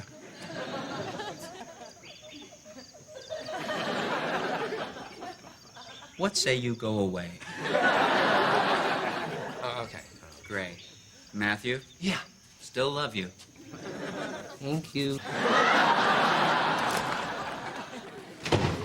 Well?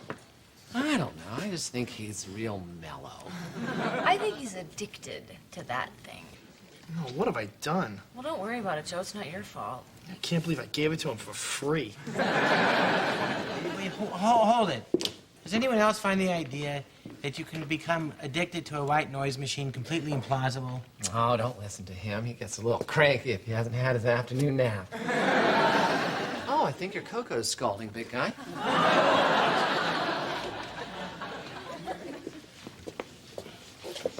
What is that? Oh, it's a schedule of when I have to be in the booth. Why do you have it pinned to your jacket? Because Matthew put it there because I lost the last one he gave me. He's acting so weird. Kind of like your mother? No, he's nicer than my mother.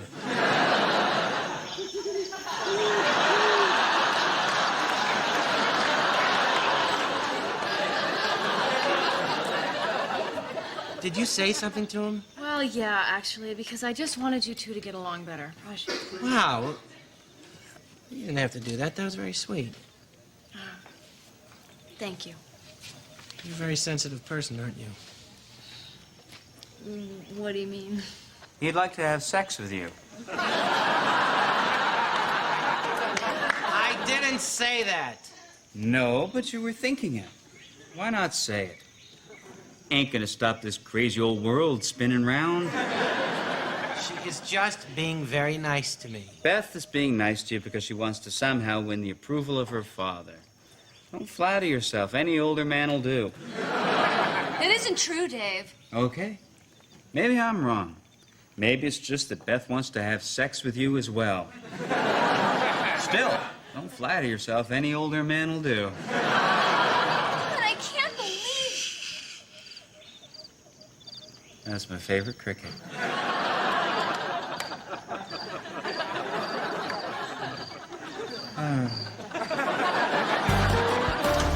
Hey, Max. It's just you. Hold on to your hat. 22 minutes past the hour in time for... This Day in History with Lisa Miller. It's one small step for man. I have a dream. Ask not what your country can do for you. A date which will live in infamy. And now your host, Lisa Miller. Thank you for the introduction, Lisa. And welcome to Max Lewis's This Day in History. On this date in 1777... There was a brief lull in the fighting at Valley Forge. Why don't we take the opportunity to make a direct person-to-person call to General George Washington on the Max Lewis History phone. Hello, hello! Is this the father of our country? Yeah. Well, sir. These must be bleak times for your ragtag band of starving revolutionaries. Sucks, dude. Tell me, what strategy will you use to defeat the waves of invading redcoats? The only strategy I know. A straight-up, street-smart, all-American ass-kicking. You heard it first. You heard it live. On Max Lewis's This Day in History. Max Lewis History phone, a registered trademark of Max Lewis Incorporated. Man, nice work, Mr. President. Thank you, sir.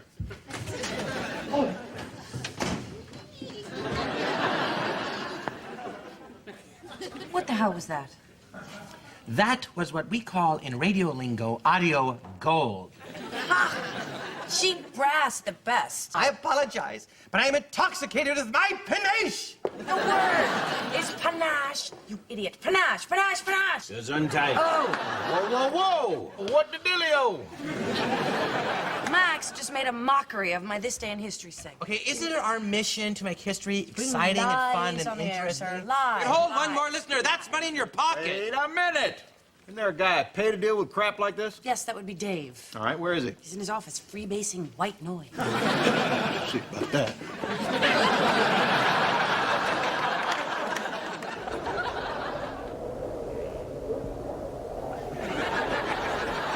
So like I was saying, a problem is what you make of it. If you think it's going to be big, guess what it's going to turn out to be? Big. Bam. Boom. Love it.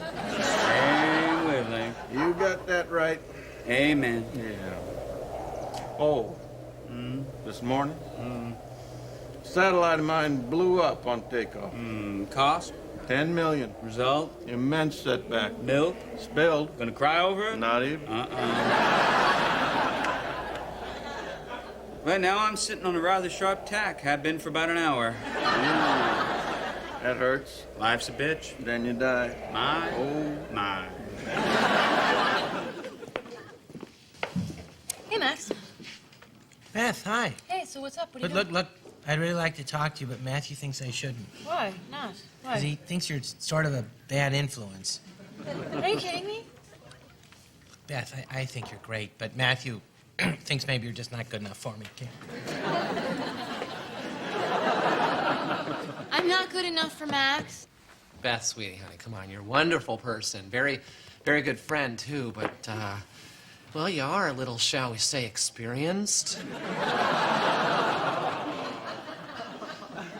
What do you mean by experienced?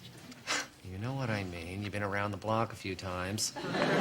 Like a few zillion times, and I feel that it's kind of my job to protect this little guy from all that. You said so yourself. My stomach hurts. I'm gonna get the thermometer. My stomach doesn't really hurt. I just made that up. We can sneak out later and do some stuff. He's not your mother. Not my birth mother, no. Okay, this is our last chance. Just keep it simple. Get in and get out. Get in, get out. Right. Joe, you're yelling. Take out your earplugs. I'm not wearing them. I'm just pumped. Put him in. Get in there. All right, let's do it. Hey, Lisa. I think from now on, you should just do the This Day in History segments yourself. Okay, so you finally see that I'm right. No, I'm just not going to have time to do it anymore. Why is that? Because Matthew signed me up for piano lessons. Dude, this is really uncool. I thought you were getting Jimmy first. Dave's lighter. Are you feeling all right now, Dave? Yeah, no, I'm perfectly fine. You know, I still don't understand why everyone was so, eager to have me relax. Well, it's because the insurance doctor says your blood pressure's up 27% from last year. Oh, I wouldn't worry about that. You see, I took the exam on a Friday. My blood pressure tends to rise steadily from Monday to Friday. And then, what, it goes back down on the weekend? No. I'm gonna go get some more coffee. Hey, Beth, how's Mr. James doing? He still seems pretty blissed out. Can I come out now? Do you think you're ready to come out? Yep. I don't think you're ready. Whatever.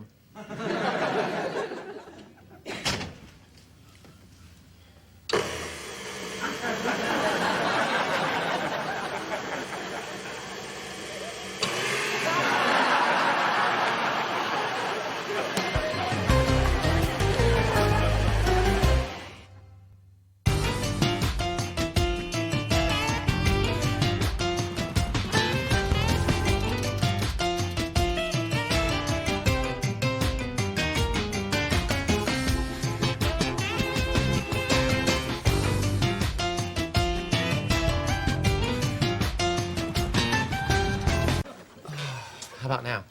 Hey, here, read this. Yeah, nice try. That's the paper that doesn't have any comics in it.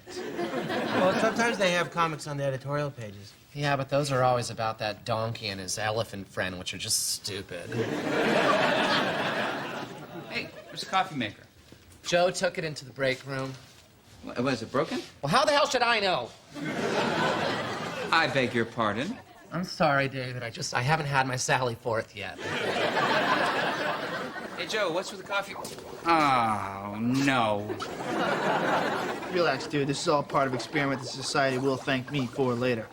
Yeah, what, you building a robot with a coffee maker for a head? What? Listen, man, I don't bring my home life into work. So what's the point of this experiment? My hypothesis is as follows. By combining certain vitamins, amino acids, and herbal extracts together, I can make a drink that actually increases human intelligence. Ah, the search for the elusive homemade smart drink. Hey, what's with the banana peels? Oh, that's for the test subject. Test. Joe, what if I told you about experimenting on Matthew? Relax, dude. It's not like I'm testing cosmetics on him. Sure, not anymore. Man, even I admitted that was wrong.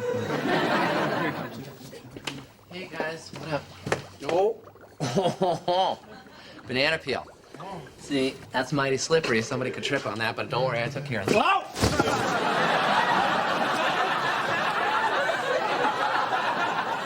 And, Joe, what are we to have learned from this?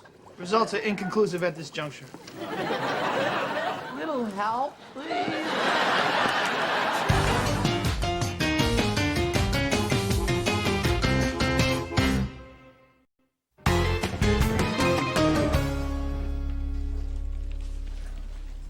That's a very handsome tie you're wearing, Max. Well, thank you. I was about to say the same to you. I'm not wearing a tie. Oh, you're a silly little man, Max Lewis.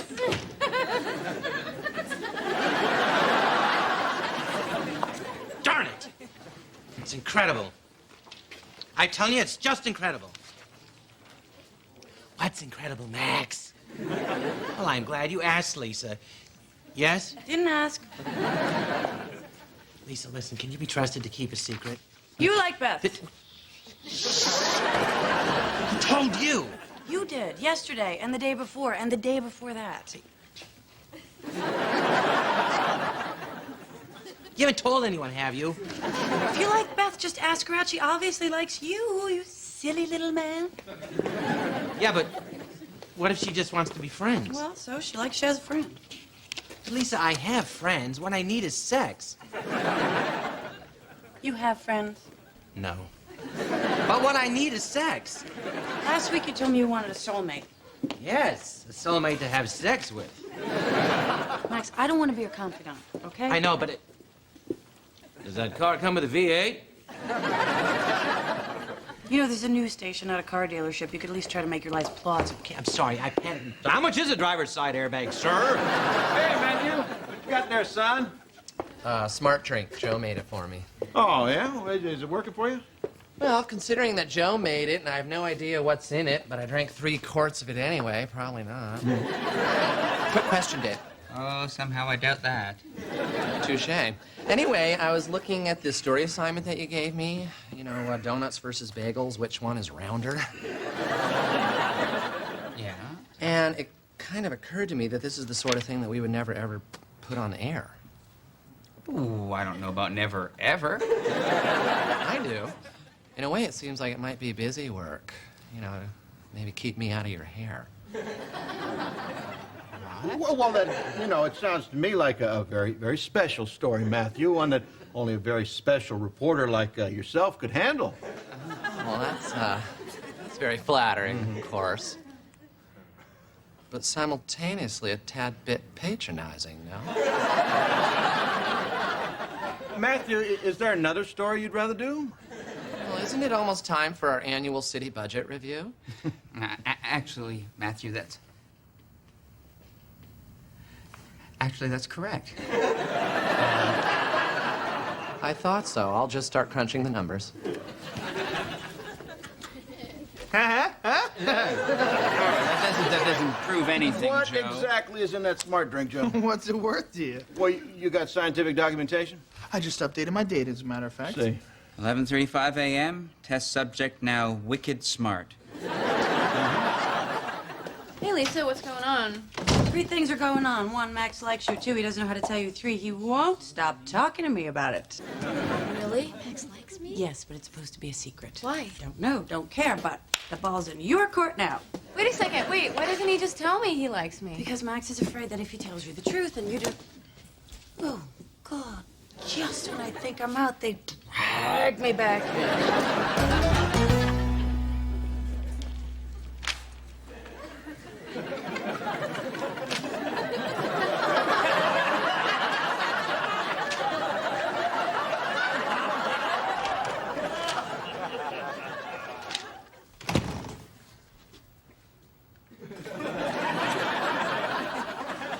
Sorry, I guess I really should have disinfected before walking through the lab. Check it out. The guy is reading 4 books at the same time. I see that.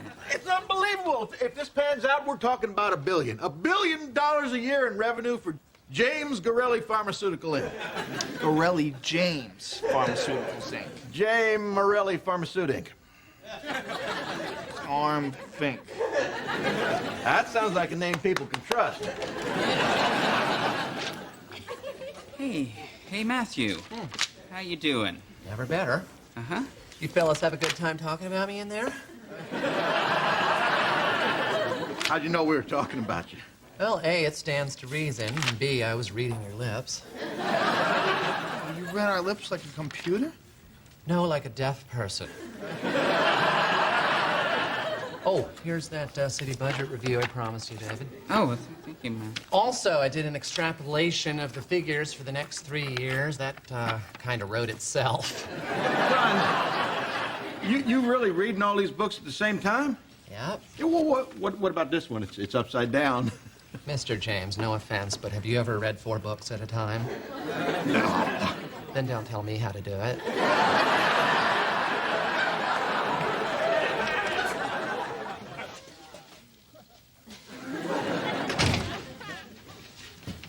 Hello, you big chicken. Hello, you little steak. I just had a very interesting conversation with Lisa. Lisa who? Lisa, who says you have a crush on me, Lisa.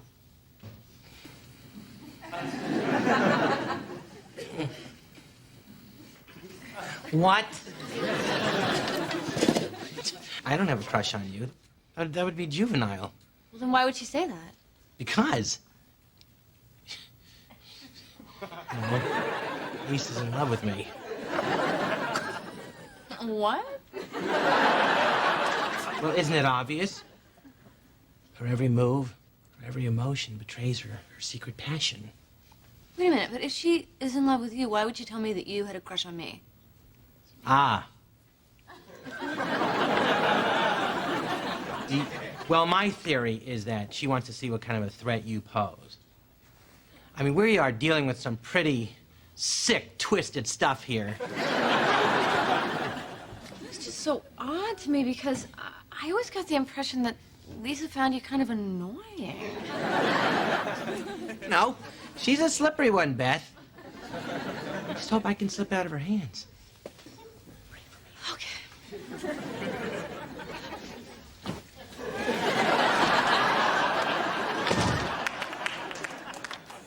So, Matthew, you actually feel smarter.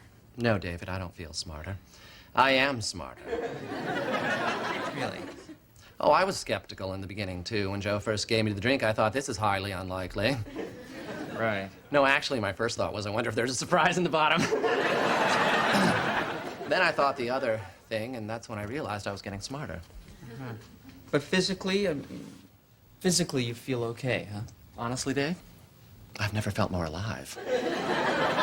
Whole new vistas are opening up before me. Mathematics, philosophy, literature. I finally understand National Public Radio, David. You understand everything they say? No, I understand that it's boring crap masquerading as bourgeois intellectual discourse and therefore not worth my time.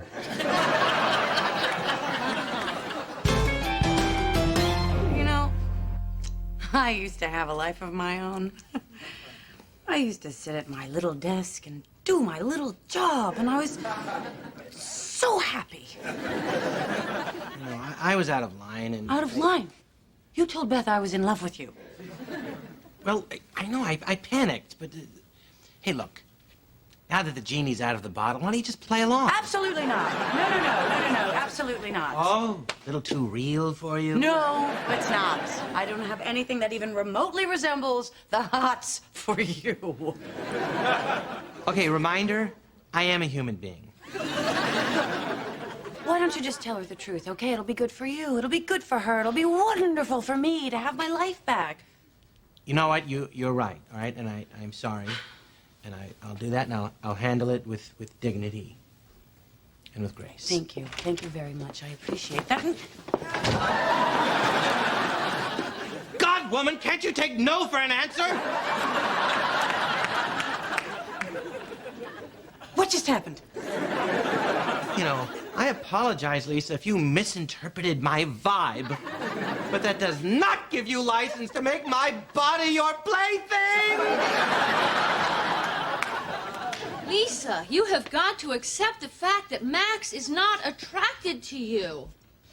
I think I'm gonna be sick. Oh, my God, Max. You were right. I'm so sorry. I owe you an apology. Oh, it's Lisa we should be thinking of now. She's so fragile.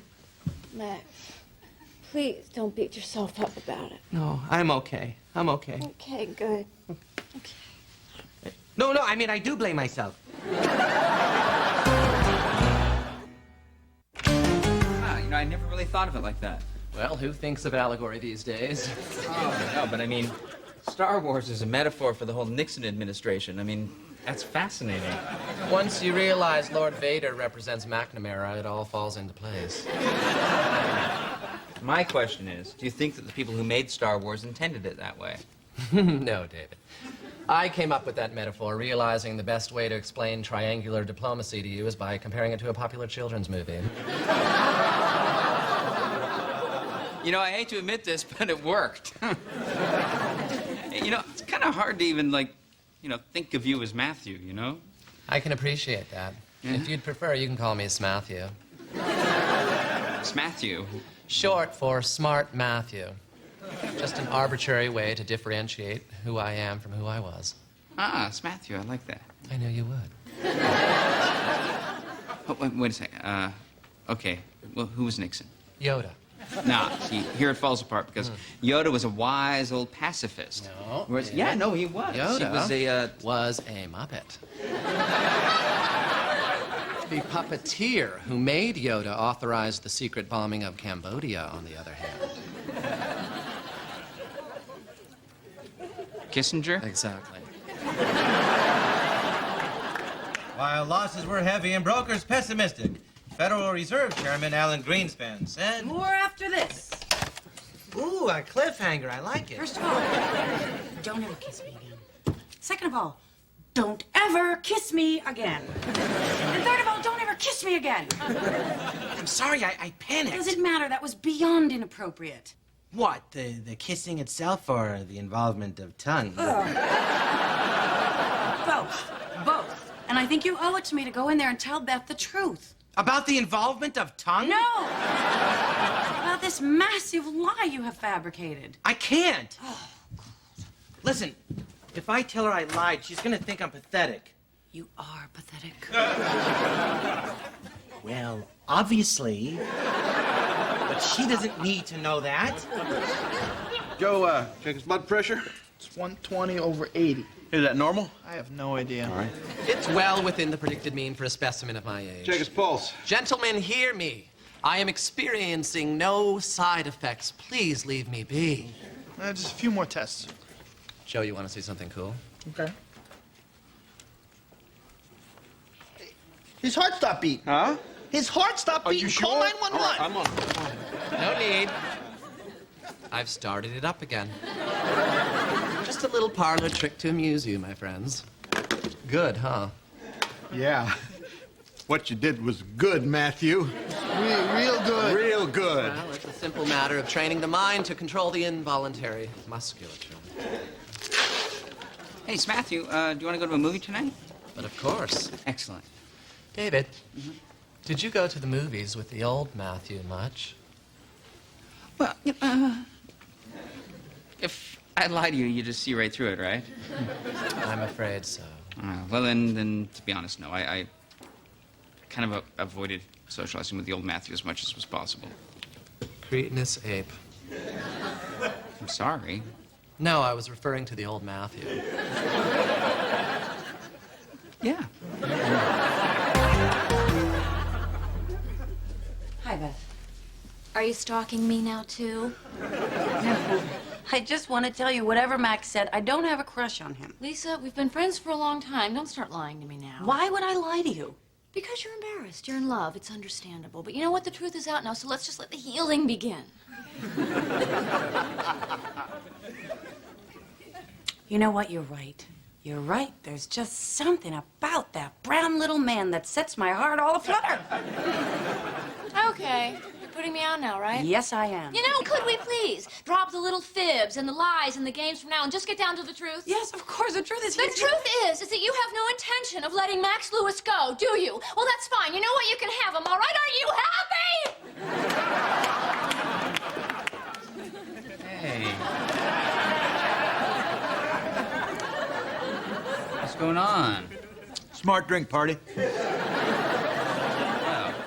I have to admit that that stuff is responsible for some pretty major changes around here. Yeah, sounds like you're warming up to Matthew a little bit. No, not Matthew. It's Matthew. It's Matthew. What does that say? Oh, let me guess. Smooth Matthew. No. Smart Matthew. In fact, I think I'm going to go have a chat with Matthew, since you guys obviously have some drinking to do. You can call me Smimmy. And I just want to sit at my little desk, quiet as a mouse, and not be involved in any of this. There. So junior high school. Well, it goes back further than that, Lisa. Try Euripides. You've read Euripides? I took a long lunch. Well, what should I do? Ouch, ouch, ouch. You okay? Oh, I knew this was going to happen. I just didn't count on it happening quite so soon. What's wrong? It looks like Joe's smart drink is starting to wear off. Oh, I'll get Joe to make a fresh batch. No, it won't work. Well, why not? Because Joe's drink is basically just a placebo. It has no chemical effect at all. It does, too, have an effect. Doesn't it, Matthew? David, Lisa, Joe told the stupid Matthew that the drink would make him smarter. The stupid Matthew, of course, believed him because he'll believe anything, and thus it worked. I'm having a little trouble following this. Well, consider Wile E. Coyote. When he runs off a cliff, he can stay in midair indefinitely as long as he doesn't know he is in midair. Yeah. Who's Wile E. Coyote? Oh, a latter-day Sisyphus. It's not important. I just needed a cartoon metaphor to help little David understand. Ouch. Well, how much longer do you have? I don't know. Not long. Max, I have known Beth for a long, long time, and you just have to trust me on this. Tell her the truth, and I guarantee you everything will work out for the best. Hi. Hi, Beth. Hey, Max. Listen, I have something to tell you, and it's not going to be easy, so I think it's best if I sit down.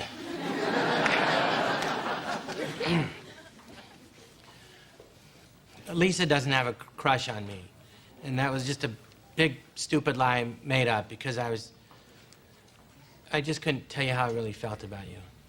Oh. Okay, so you just lied to me over and over and over? Sort of. Why? Because I was embarrassed. Max. Max, you didn't need to be embarrassed. Well, and do you forgive me? Not a chance in hell, you loser.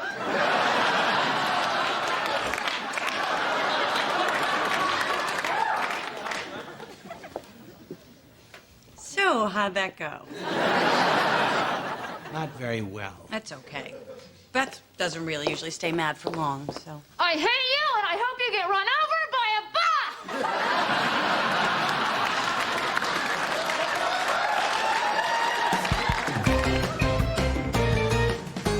All ready to go to the movies, Matthew? Who's Matthew? Smart Matthew. Oh, right. He kind of fades in and out on me. Well, you know, whichever one you are, I've enjoyed talking to you today. I know you did, David, but don't be sad. The butterfly lives only a few weeks, but that doesn't mean we cannot enjoy his beauty. Let's try to enjoy Matthew's beauty while he still has a few hours left, shall we? Yeah. You know, I kind of wish you could have, met the other Matthew. The stupid one? Yeah. Why? Well, I think it'd be nice for you to know that he really is quite a sweet guy. I did meet him, Dave. Oh, how so? Today you were my stupid Matthew.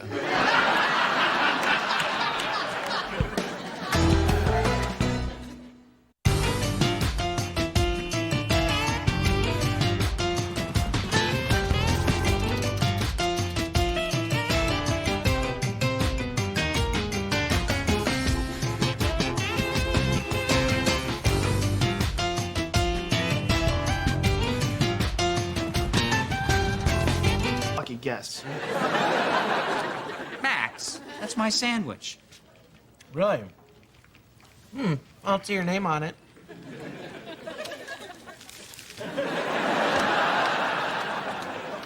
Well, I still don't see your name on the actual sandwich. Well, that's my milkshake. Don't say you don't see my name on it, because it's written all over it. Well, I thought you abandoned it. Just put it in the fridge 45 minutes ago. Yeah, well, if you left me in the fridge for 45 minutes, I'd feel abandoned. Max, that refrigerator is not your private hunting ground. I know. I prefer to think of it as a public game preserve, where every man is free to take his best shot. Dude, you've been stealing our lunches for months. I have a glandular disorder. Show some mercy. You know, Max, I think we've shown you a little bit too much mercy, all right? So, as of this moment, your break room privileges are suspended. What? Yeah. Till you learn to respect other people's property, you are banned from the break room.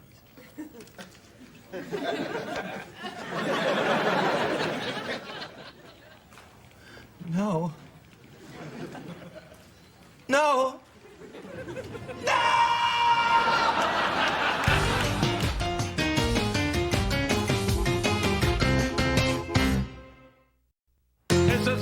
I told him, you're not going to pay that much. You're not going to pay that much. Well, you are going to pay that much, and you are going to like it. You know what happened? You know what happened there? He paid that much and he liked it? No. He paid that much, and I liked it. I was the one that liked it. Ah, that's a great story, sir. Thanks. Damn, I'm rich, ain't I? Yeah. David? Yes, Matthew. Oh, I'm sorry. Should I come back? No, it's fine. Oh, okay. Permission to leave the office to spend the day at the zoo? Oh, gee, no? You don't understand. This is like a medical emergency, okay? I am so stressed out. Oh, Matthew, we're all stressed out. All of us are. Believe me, we are. But, going to the zoo, that's what weekends are for. Mr. James, no offense, but you wouldn't understand, okay? Why not? Well, to be frank, you spend your day in billionaire land. Getting steam baths and sitting on your ass, letting your ego be massaged by yes men. Matthew. And I'm sorry. It's okay, it's all right. Just hold on for a second. You honestly think that's all I do all day long? Well, let me think. Steam baths, ego, ass. Yeah.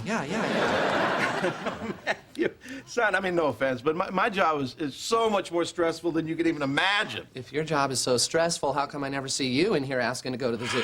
All right. Okay, you know what? All right, let's switch. You and me, let's switch jobs for a day.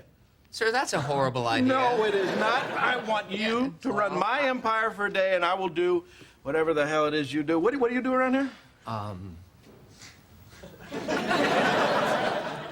Reporter. Okay, fine. I'll be a reporter then. This is great. Wow, are you serious? Yeah. And this is like that movie, Freaky Friday. Except you're the mom. I'm the mom, and you're Jodie Foster. Finally. Okay, bill for Dave, fan letter for Max. Where is Max? I'll take it. All right. Oh, my God. A letter addressed to Chichi Rodriguez. What? It's from the Record and Tape Club. Dear Miss Rodriguez, your club membership is in serious arrears. A club representative will be visiting you shortly. Oh, my God! Sounds like somebody at the Record and Tape Club went insane. There's tons of them here. Mrs. Piccadilly Peanut. Lena Maxina von Pasadena. Oh, my God. Ernestine Q. Picklefeather, Lord and Lady Horsehide. Rusty Bed Springs. That was a good one. A good one what? Lisa, these are aliases I used to join the Record and Tape Club. To get the 19 CDs for a penny. Oh, without having to buy 8 more at the regular low record club price. Plus shipping and handling, right. It's an intriguing little scam. Yes, but now they have tracked me down. All of me. Well, so just send them a couple of $100 in late fees. Lisa, over the past 5 years, I've spent $3 in pennies. Yes. That's over 5,700. Don't need a math lecture right now. You're like the Imelda Marcos of CDs. No, I am Imelda Marcos. Can I get a soda? Soda, please.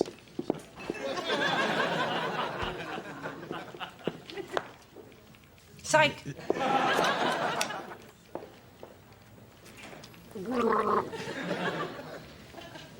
Thanks.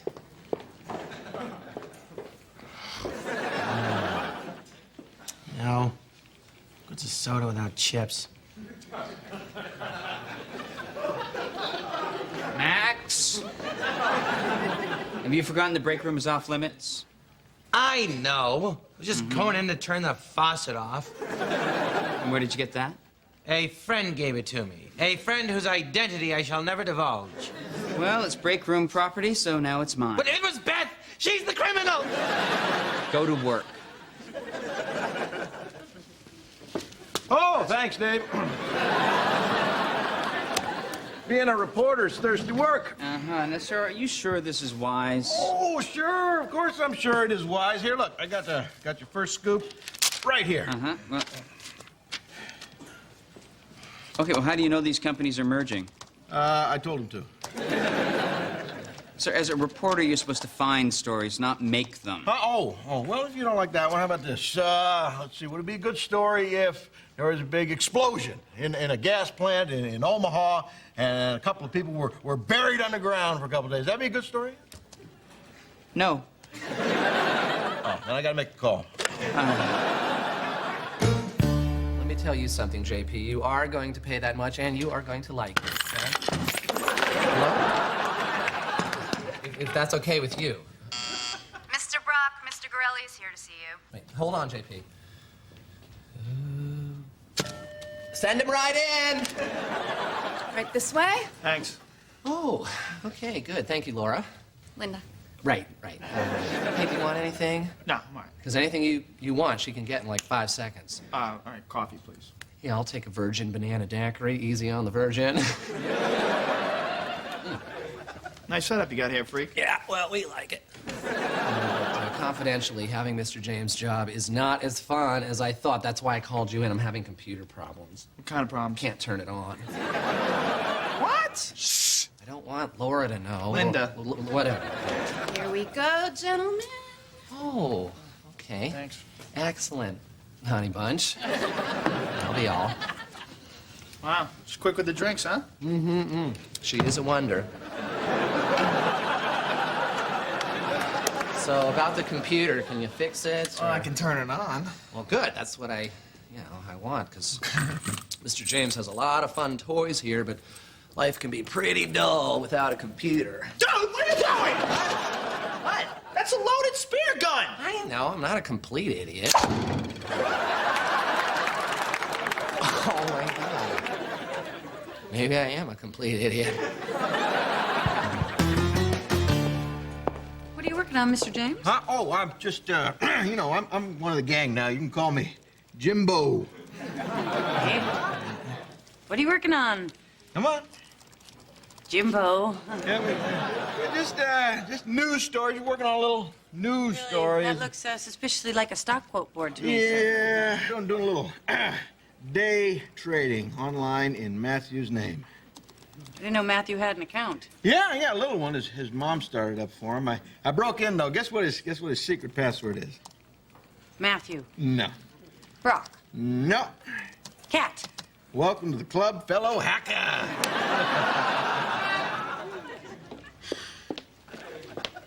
Happy birthday, Lisa. Oh, is it your birthday? Happy birthday. Thank you, but my birthday's not for 6 months. Oh, I know that, but I just happened to be in the store and I saw this and I just thought, it was so you. So, enjoy, okay?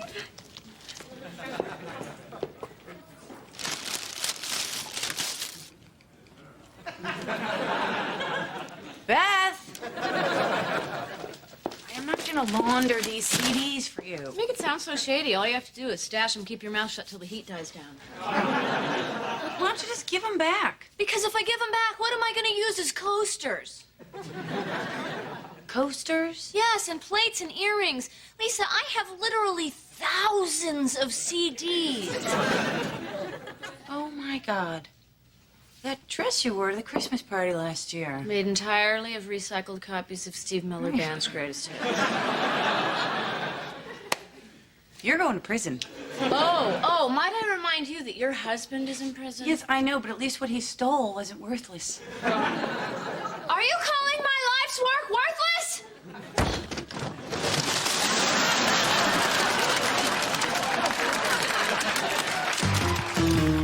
Spear's okay, but you totally ruined Mr. James' autographed picture of George Goober Lindsay. It's okay. I heard he and Goober had a big fight anyway. Now, about the computer.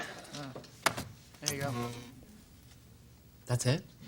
That's it. Oh, that must be like the one button I didn't mash. Oh. Well, freak, I'd love to hang out with you, but I got some stuff to do, so... Oh, yeah, okay, yeah, me too. Because, you know, running a global multi-billion-dollar company is not all fun and games. Right. Go on, scoot, scoot, scoot! Okay, solitaire. Would you like to play a game?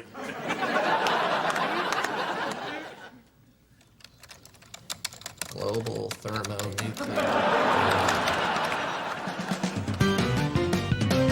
Hey, is James still online trading for Matthew? Yeah. How's that going? Oh, I'm just diversifying his portfolio a little bit. He's not a bad investor, just a little too heavy into high-risk commodities. Oh, yeah, what sort of high-risk commodities? Catnip mostly.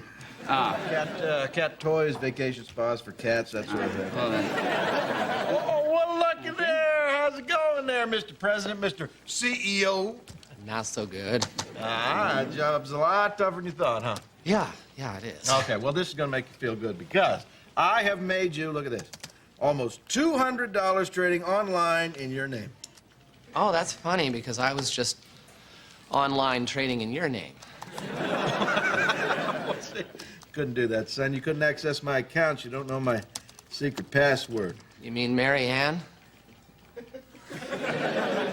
How'd you know that? Well, it's Dave's mom's name, so I figured. Wait a second now. Matthew, son. Yes, sir. How much did you lose? All of it. How much? $7 billion. But you're welcome to borrow that 200 if you'd like. I'm ruined. I'm totally wiped out. $7 billion gone. If there's ever any way I can pay you back, you know. Jimmy mad. What? Jimmy Barry. Sorry. Mad!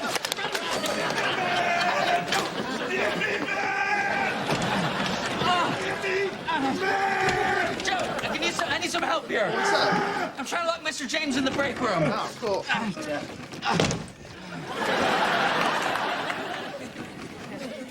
What were you thinking? I don't know. I was playing solitaire, and then I got bored, and I started online trading, and long story short, it got out of control. I don't know. You lost $7 billion. I know. It's bad. You ruined Mr. James. I said I know it's bad. This is worse than knocking over the water cooler. Oh, my God. Do you think he's going to fire me?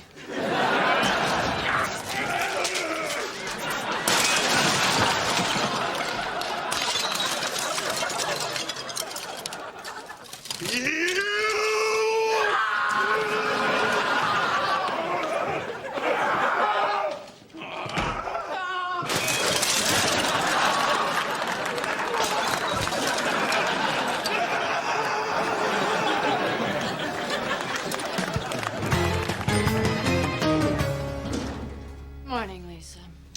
Still looking to unload those CDs, Beth? I don't know. With Mr. James broke, I'd probably be better off in jail. No, I think the last thing he needs to worry about is you getting busted by the record police. Come on. Oh, quickly. All right, what's the deal? She needs a dumping ass load of CDs. I got a bunch of CDs, not interested. No. We are talking about every Sarah McLachlan, every Carly Simon, every Judy Collins album ever made, plus some rare, very early Edie Brickell. What's the catch? You have to take 5,700 other CDs. Who? We got everything. Monica, Brandy, Hanson. Yay! I mean, boo! I want more. What else do you want? I want my break room privileges back. I am Dave's assistant. I do have some influence. Okay, there. See? She'll work on it. Might not happen overnight, but she'll do what she can. And I want samples. What do you mean, samples? No. She's not stealing food for you, Max. Deal breaker. Well, I could totally do that. Do we have a deal? Yes, we have a deal. I prefer to close deals like this with a kiss. I choose prison. Lisa?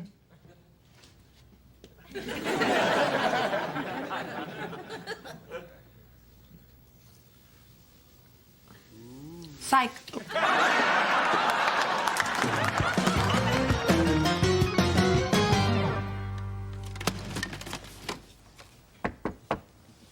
Hey, sir. Oh, hey. How you doing? Just packing up a few personal items, you know what I mean? Yeah, I'm really sorry about all this. Thanks, Dave. I appreciate it. Oh, look. Goober got a hole. So, what are you planning, sir? I was looking at this as a new start, maybe, you know what I mean? I think that's a very healthy attitude. Absolutely. Thinking of going back down to Florida and go back into the family business. Oh, what's that? Sharecropping. Oh, sir, you're much more than a sharecropper. Oh, sure, yeah. I used to be $7 billion more than a sharecropper, but now, without my money, I'm just another unemployed Jeff Foxworthy fan. You know what I was thinking? I was thinking of maybe starting a new business, you know? Something I was really interested in. Well, of course you could. Put my nose to the grindstone and build it from the ground up. Yeah. You know, get enough money to buy myself a new spear gun, hunt down Matthew. Now, sir, you don't want to kill Matthew. Oh, sure I do, yeah. All right, well, yes, we all want to kill Matthew, but what good would it do? It would make him dead. Yeah, that one. Yeah, that and that. Yeah. Yeah, perfect. Okay. What are you doing? Nothing. I didn't know exactly which cookies you wanted, so I just grabbed them all. Is that Brilliant. Excuse me, you just gave him my lunch. Yeah, I don't even know that guy. I just walked through those doors right here, and he wrestled me right into this pantry. Okay, that's fine. I'm sorry. Who are you? My name is Randy Starks. Hi. I'm with the Record and Tape Club. Ah. I'm looking for a Chi-Chi Rodriguez. Chi-Chi? Chi-Chi. Oh, yes, Chi-Chi. Yes, gone. Quit. No forwarding address. I'm really sorry. Are you sure about Yes. this? Because What? Can you help me stash these? I think I saw someone following me. Chi-Chi Rodriguez, I presume? I also assume I'm meeting Aunt Jemima, Wolfman Jack, Tokyo Rose, your mama. That's one of my favorites. You know, Beth, you don't have to say anything to him. No, without it's a okay. lawyer. It's all right. You know what? It's okay. You know, I mean, really, who's guilty here, huh? The user or the pusher?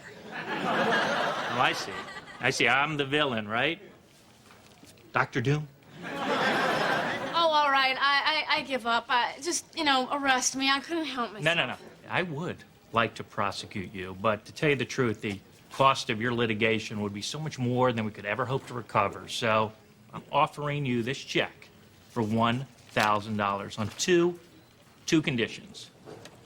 One, leave us alone. And two, don't tell anybody else how you scammed us. We cannot afford that. Okay, cute. Okay. Oh, I have to make that check out? Oh, okay, great. Who would I make that out to? Beth? Okay. Beth? Beth what? I don't have a last name. Just make it out to cash. Okay, cool. There you go. And do not send us any more of those pennies. Now I can afford to buy a CD player. Hey there, Lisa. Mr. James, you're back. Yeah, not only am I back, I am back in business. Meaning? Meaning I'm back in business. I'm working my way back to financial prominence. Hey, congratulations, Mr. James. I knew you had another comeback. Yeah, thanks a lot. Actually, I just came back to forgive Matthew. Really? Mm-hmm. Yeah, so where is the freak? Oh, Matthew! Is it? Say. Hi, Mr. James. Matthew, come here for a second. I'm sorry. Just come here. I'm sorry. Come here. But I'm sorry. Hey. You know what? I forgive you. Oh, God. Thank God, Mr. James. Because I was so afraid I know you were. that you weren't going to, ever forgive me. Uh-huh. Can't breathe. Everything going black. Mr. James, I don't think his rib cage can take that much forgiveness. Oh, I think it can. Mr. James, I found out what the freak did with your money. Don't care still. Forgiving him. No, you don't understand. You're still rich. What? Your office called. It seems your cell phone bill has a $7 billion credit. Wait a minute. I got my fortune back. Yeah. Freak, what did you do? I just paid some bills. You paid $7 billion for a phone bill? Okay, look, I am not smart.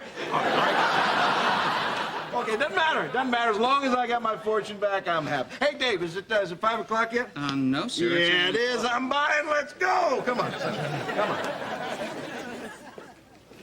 I'll get drunk. Catch up.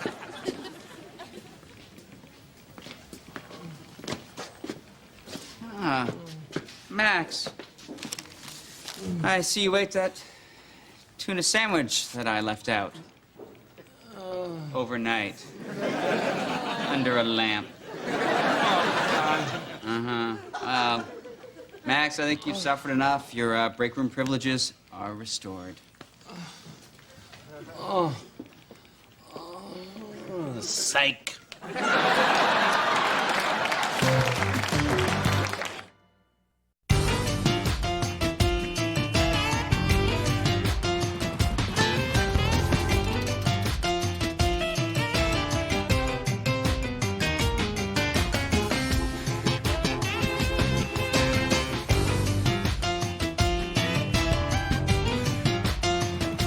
Shoot the breeze like we used to. Sir, that's how we spend the bulk of our time. Well, I know. So sit down. Everybody just sit down for a second. We are not going to be here forever together, you know? I mean, eventually we're going to have to move on with our lives. What? He's just kidding, Matt. Yeah, but seriously. Anybody ever wonder, what they're going to do when this thing is over? Well, I always thought I'd kind of like to get back into print journalism. Well, there you see. I didn't know you were in print journalism, sweetie. I was the editor of my college newspaper. Yeah, that's right. Didn't you win an award for an arts review piece you did? That's right, I did. It was a particularly devastating review of Devo's third album. But moving on. I too have fantasized about dabbling in the written word. In fact, I got half a novel sitting in a drawer at home, just waiting to be finished. You wrote half a novel? No, I read half a novel. Okay, what about you, Joe? What you gonna do? I want to work with kids. What? What? Get to them early before they get brainwashed by the thought police. Oh, like Big Bird and Elmo. Elmo's on our side, dude. I knew it. Okay, what about you, Mr. James? Well, me, I'm just gonna retire. Just sell the station, liquidate my assets. Just move out in the middle of nowhere, New Hampshire. That sounds nice. Yep. Yeah, peaceful. American dream. Oh, good. I thought you guys would be upset. Why? Well, I'm leaving tomorrow morning. I've liquidated most of my holdings. The station's up for sale, and as of the stroke of midnight tonight, I am officially retired. Wait a minute. Big Bird's not on our side?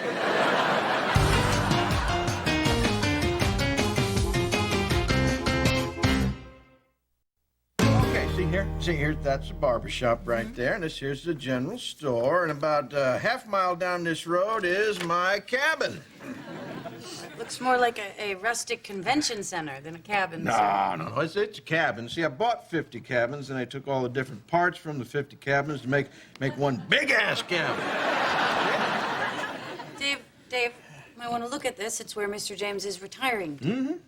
Yes. Very big ass, sir. Yeah, I thought so. So what else? Oh, yeah. Here is a picture of a cow on my property, and here's another cow, and another cow, and another cow.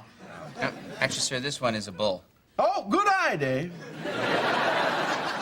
Anyway, sir, don't you think you're a little bit young to retire? Huh? Well, I came to New York City to get rich. I got rich. I made it here, therefore I can make it anywhere. Done. Peace. I'm out. But what about us? What about the station? Oh, you guys can get along fine here without me. Well, sure, I know that. I said you guys can get along fine here without me. No, we need you here. Yeah. Don't you think you're going to get bored up there? Bored? How can I get bored? I can be spending 12 hours a day with tranquilizer guns, bulldozers, moving these damn cows off my property. No, sir, it's actually easier to move them if you don't knock them out. I did not know that. Why don't you let Dave show you some of his old 4-H cow calls? All right, standard North American Holstein coming up. Maybe another time, son. There's something you could do for me, though. Would Sure. you mind IDing these for me? My great pleasure, Thanks. sir. Dave, you're awfully nonchalant about this whole retirement thing. Oh, that's just because he's not really retiring. It's just some sort of a scam. I don't think so. I just have a feeling he's serious about this. Uh-huh. What makes you think that? Women's intuition? Oh, you have woman's intuition? No. Well, I think you're wrong about this one. I think he's just doing this to scare us into, I don't know, working harder or something. Trust me, in a few days it'll all blow over. Well, what if you're wrong? Huh? Well, I'm not. He probably just wants us to maybe pitch in, get him a gold watch, something like that. Yeah, or have Matthew jump out of a cake or something. Mm-hmm. No, remember we did that for his 50th birthday party? That was Matthew? Yeah, in a wig. You were drunk. Thank God.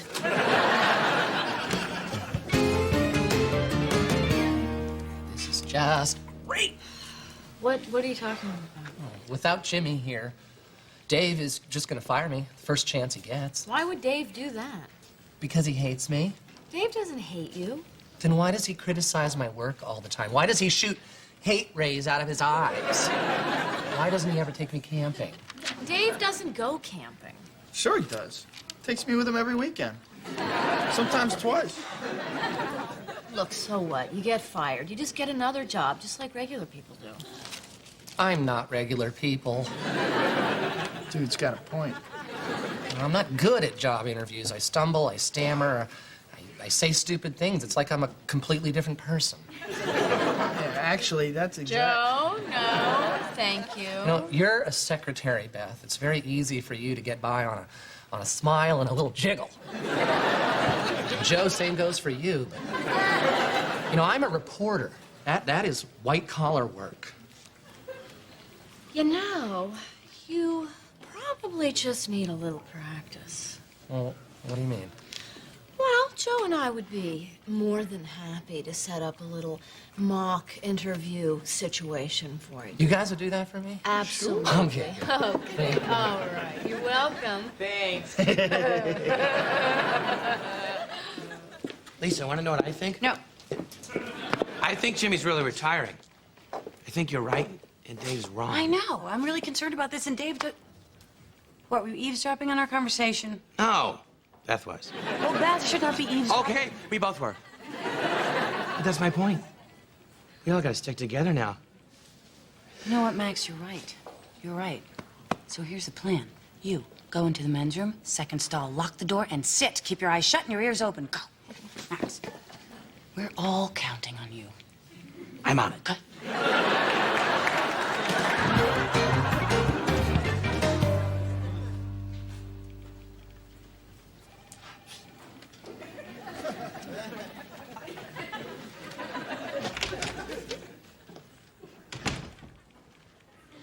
Is there a Mr. Brick here? Hey, Mr. Brick. Right here, it's Mr. Brick. Brock. Oh. Hello, Mr. Brick. Thank you for coming in for the interview. Well, thank you very much for having me. It'll be just a few more minutes. We're running a little behind. Take a seat, please. Thank you.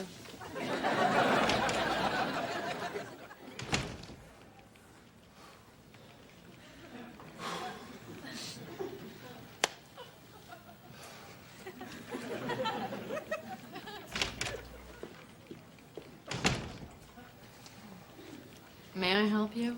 I'm here for the job interview. And you are... Matthew Brock. Brock.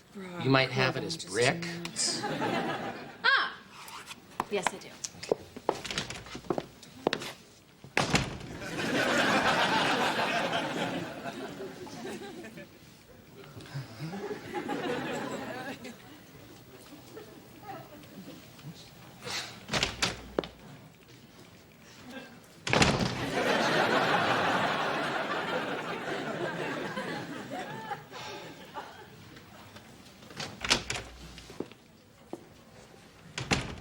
Well, I'm sorry, Mr. Brick, but that position has already been filled, but I do thank you for your time and have a nice day.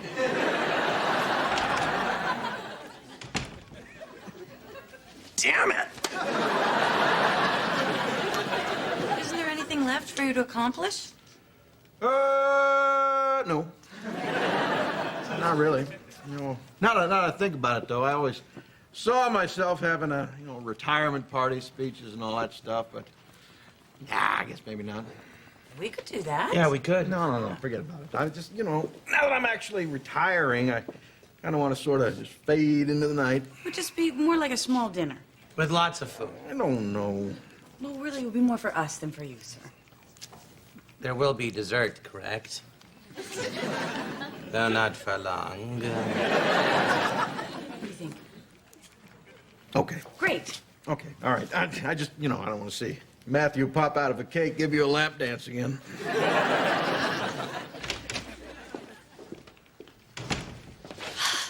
That was a test of your patience, which you passed with flying colors, I might It add. sure was a test. I've been sitting out here for 45 minutes. Well, sometimes that happens in interviews. You have to be prepared for stuff like that. Are you ready for your interview? I guess. Well, we are rather busy. No, if I'm you'd ready. like to reschedule, I'm ready. very well. Right this way, sir. That's right, I said sell, dude. Sell. Thanks, dude. Mr. Brock is here for the interview. Nice to meet you, Mr. Brock, please. Oh, thank you. Take a Okay, seat. okay, thank you. Looking over your resume here, may I say I find it quite impressive. Well, yeah, I find that a handwritten resume is a little more personal. See, it says here that you worked as a reporter for WNYX for the last 5 years. Why did you leave? Because Dave hates me. Well, of course, you do realize that this isn't a radio station. Oh, no, I was under the impression that you were looking for reporters. No, son, this is NASA. Looking for people who are interested in space travel. You are interested in space travel, aren't you? Oh, yeah. And I'm just going to have to ask you a few questions, if you don't mind. Oh, yeah, sure. Okay. Question number one, have you ever been to the moon before? No, I haven't. Do you own your own NASA-approved spacesuit? Own? No. Well, we may be able to provide you with that, but I Possibility can't doesn't look guarantee anything. Tell me, can you type? Type, yeah. Yes, I can. In space? Yes. Excellent. How many words per minute? Well, my record is like 8, but I would say more like 5. Are these minutes or space minutes? I do not know the answer to that question. Okay, listen to this. We take him out to dinner, buy him a couple of drinks, everybody gives a speech about how much he means to them. He starts crying like a baby, and he decides to stay. It's as easy as 1, 2, 3, 4, 5. Well, I see 2 flaws in your plan. One, I fear there may be a group hug involved, which would include me and Max. Look, I will get between you and Max. Oh, I wish I'd known you were that open-minded when we were dating. Nobody is that open-minded. See, the second flaw is that throwing a big dinner for him is the exact opposite of ignoring his phony retirement, which is the right way to handle this. I mean, I just promise you, if you just leave this thing alone, tomorrow he'll come in here and he won't even remember having said he was going to retire. No, I like my plan better. 1, 2, 3, 4, 5. Okay, but I don't think Matthew can count that high.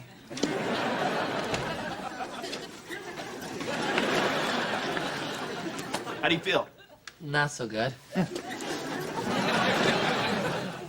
How are you feeling now? Not so good. Well, you better get used to it. Office furniture in space is very unstable. Does this mean I get the job? How do you feel about working for minimum wage? That'd be fine. Welcome to NASA.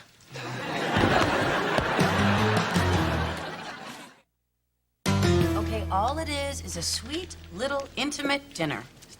Tell Mr. James how much it means to us. Oh, I get it. Okay. And then he cries, and then we cry, and then someone at the next table tells us to keep it down, and then somebody throws a glass. Yeah, I think it can work.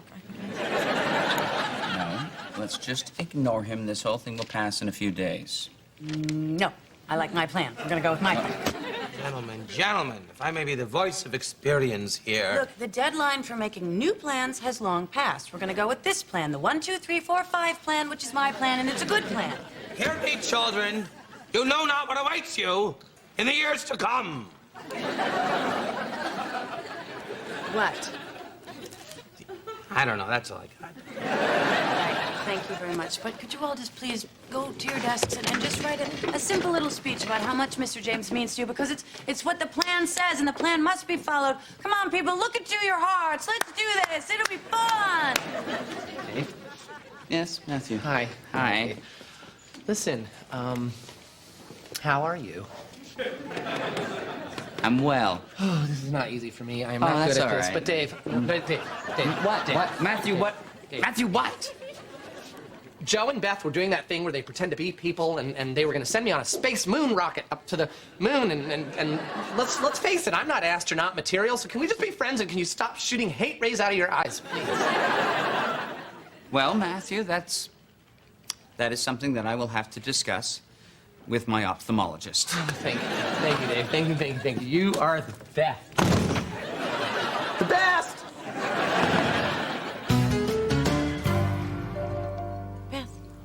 I thought we were just going to push a few tables together. Yeah, well, I don't know about you, but I think a proper send-off calls for a little bit more than that. Okay, this is it, people! Cue lights. Cue announcer! And now, ladies and gentlemen, it's the Jimmy James Farewell Jubilee. Who are all these people? Oh, they're from the David Letterman show, but I told them they had to come here first. Hang on, yeah. You're on in 5, 4, 3... I'm very embarrassed. Yes, roll with it, sir. Yeah. Hello, and welcome to the David Letterman pre-show. And as part of the pre-show, we are going to say goodbye to our good friend Jimmy James. Now, I know that everybody has prepared a little something to say, so Joe, you're up. I'm not going first. Lisa, I really didn't want my going away party to be such a big deal. I know, sir. I'm really sorry, but if you just try to ignore the lights and the music and the strangers and just listen to what we have to say, because we're all speaking from the heart and we really love you. Joe! All right, normally I'm not one for toast, but Mr. James' case, I'm going to make an exception. So here we go. Mr. James, yeah. Jimmy, salute. Bottoms up.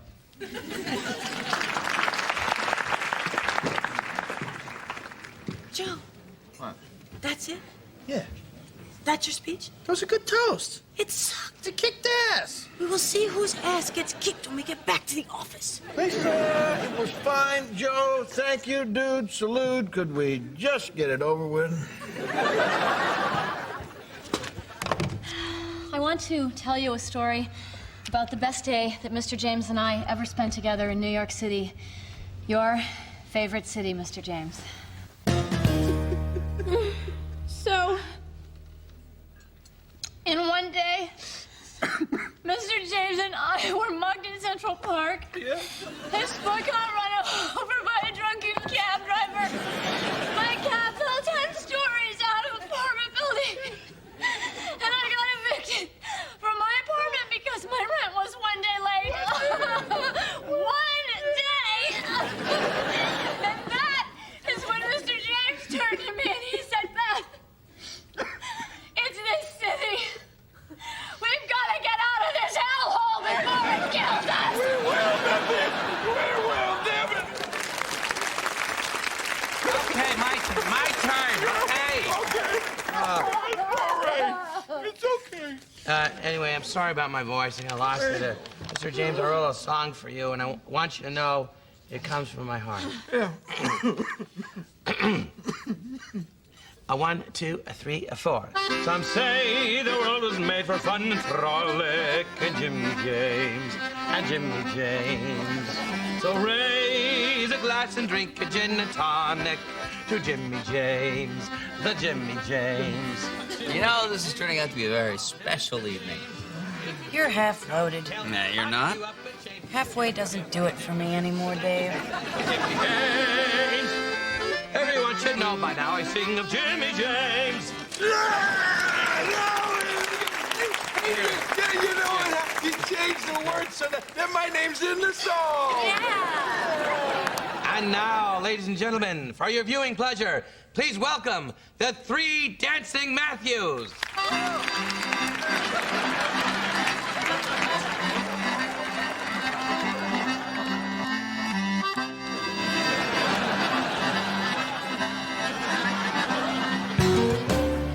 Lisa, just thanks. You know, it's not what I wanted, but I don't know. It's been a hell of a send-off. It was supposed to be different. So very different. Yeah, can I ask you a question? Sure. Isn't Dave gonna speak? Because it's cool if he isn't. No, of course Dave's gonna speak. No, good. We were just saving the best for last. All right. Dave, get up there. No, I didn't prepare It's anything. okay. I'm not. Just be sincere. That's what I'm talking about. No, I cannot follow the 3 dancing Matthews. They were terrific. Hey, Dave. Oh, yay, this will be good. He's the smart one.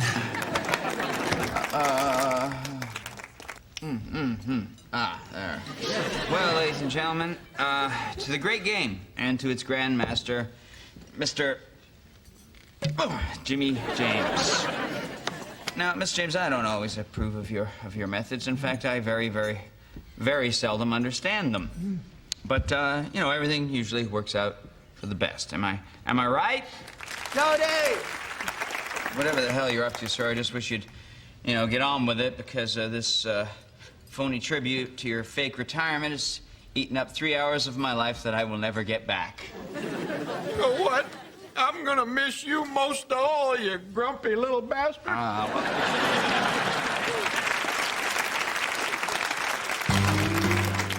Hey, kids, is anybody got a watch?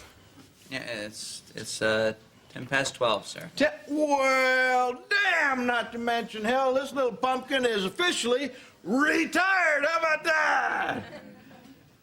All right. Well, thank you. It's been a hell of a night, and I thank you all. I'm sorry, sir. Yeah, don't mention. Now, what did we learn from this? That's right, absolutely nothing, but it has been a hell of a night, and I will cherish this memory forever. Everybody get the glass up. And salute! See? Shut up! Bye, guys. Dave, he's not really... No, Matthew, of course not. He's just bluffing. You really think he's gonna move to New Hampshire and hang out with cows?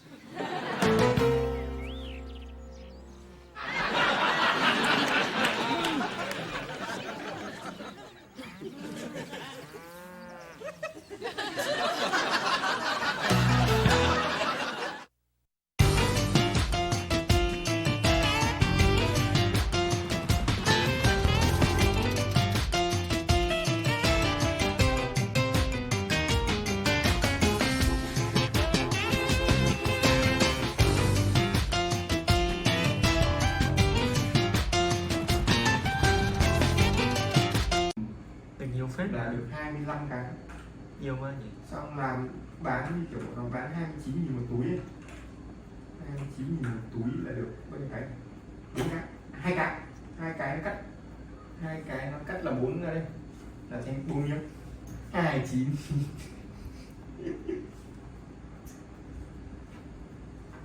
Thế chỉ mới mà giàu.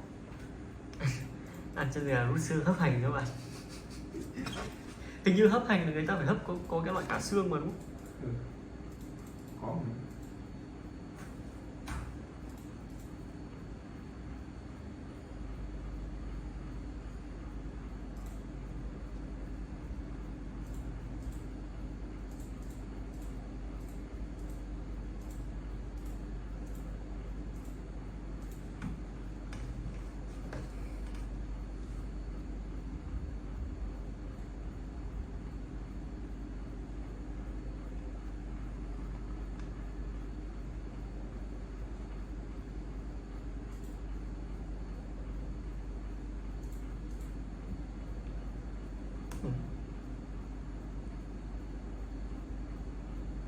Gan đường quả chấm. Ô gan này sút con, gan này đừng làm gì. Biết đâu anh hộ tôi đi rừng.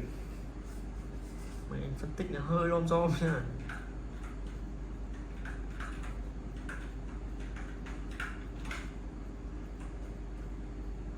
Chả cái chuyên môn. Phải mấy thằng bà tách đi phân tích.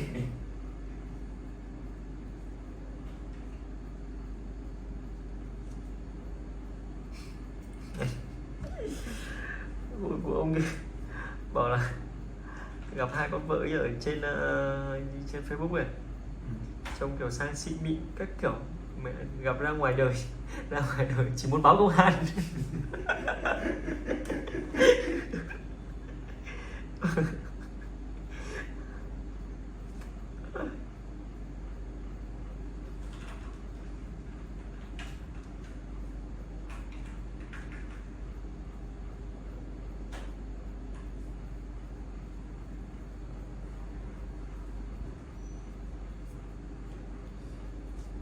Tỉ tay thế nhở.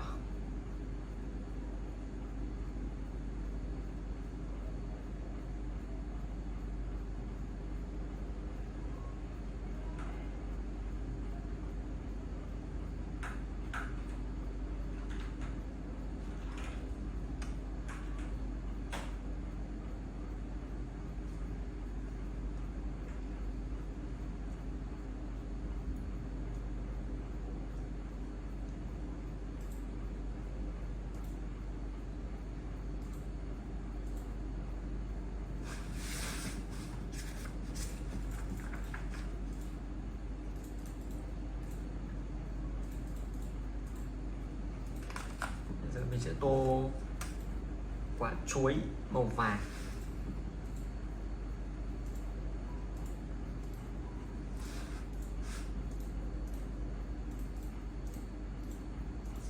Chuối phải màu vàng hả? Chuối xanh nó chát bạn.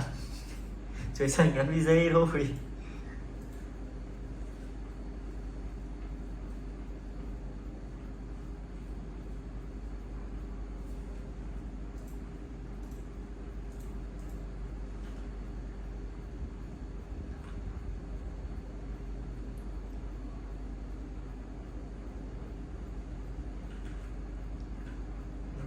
Combo.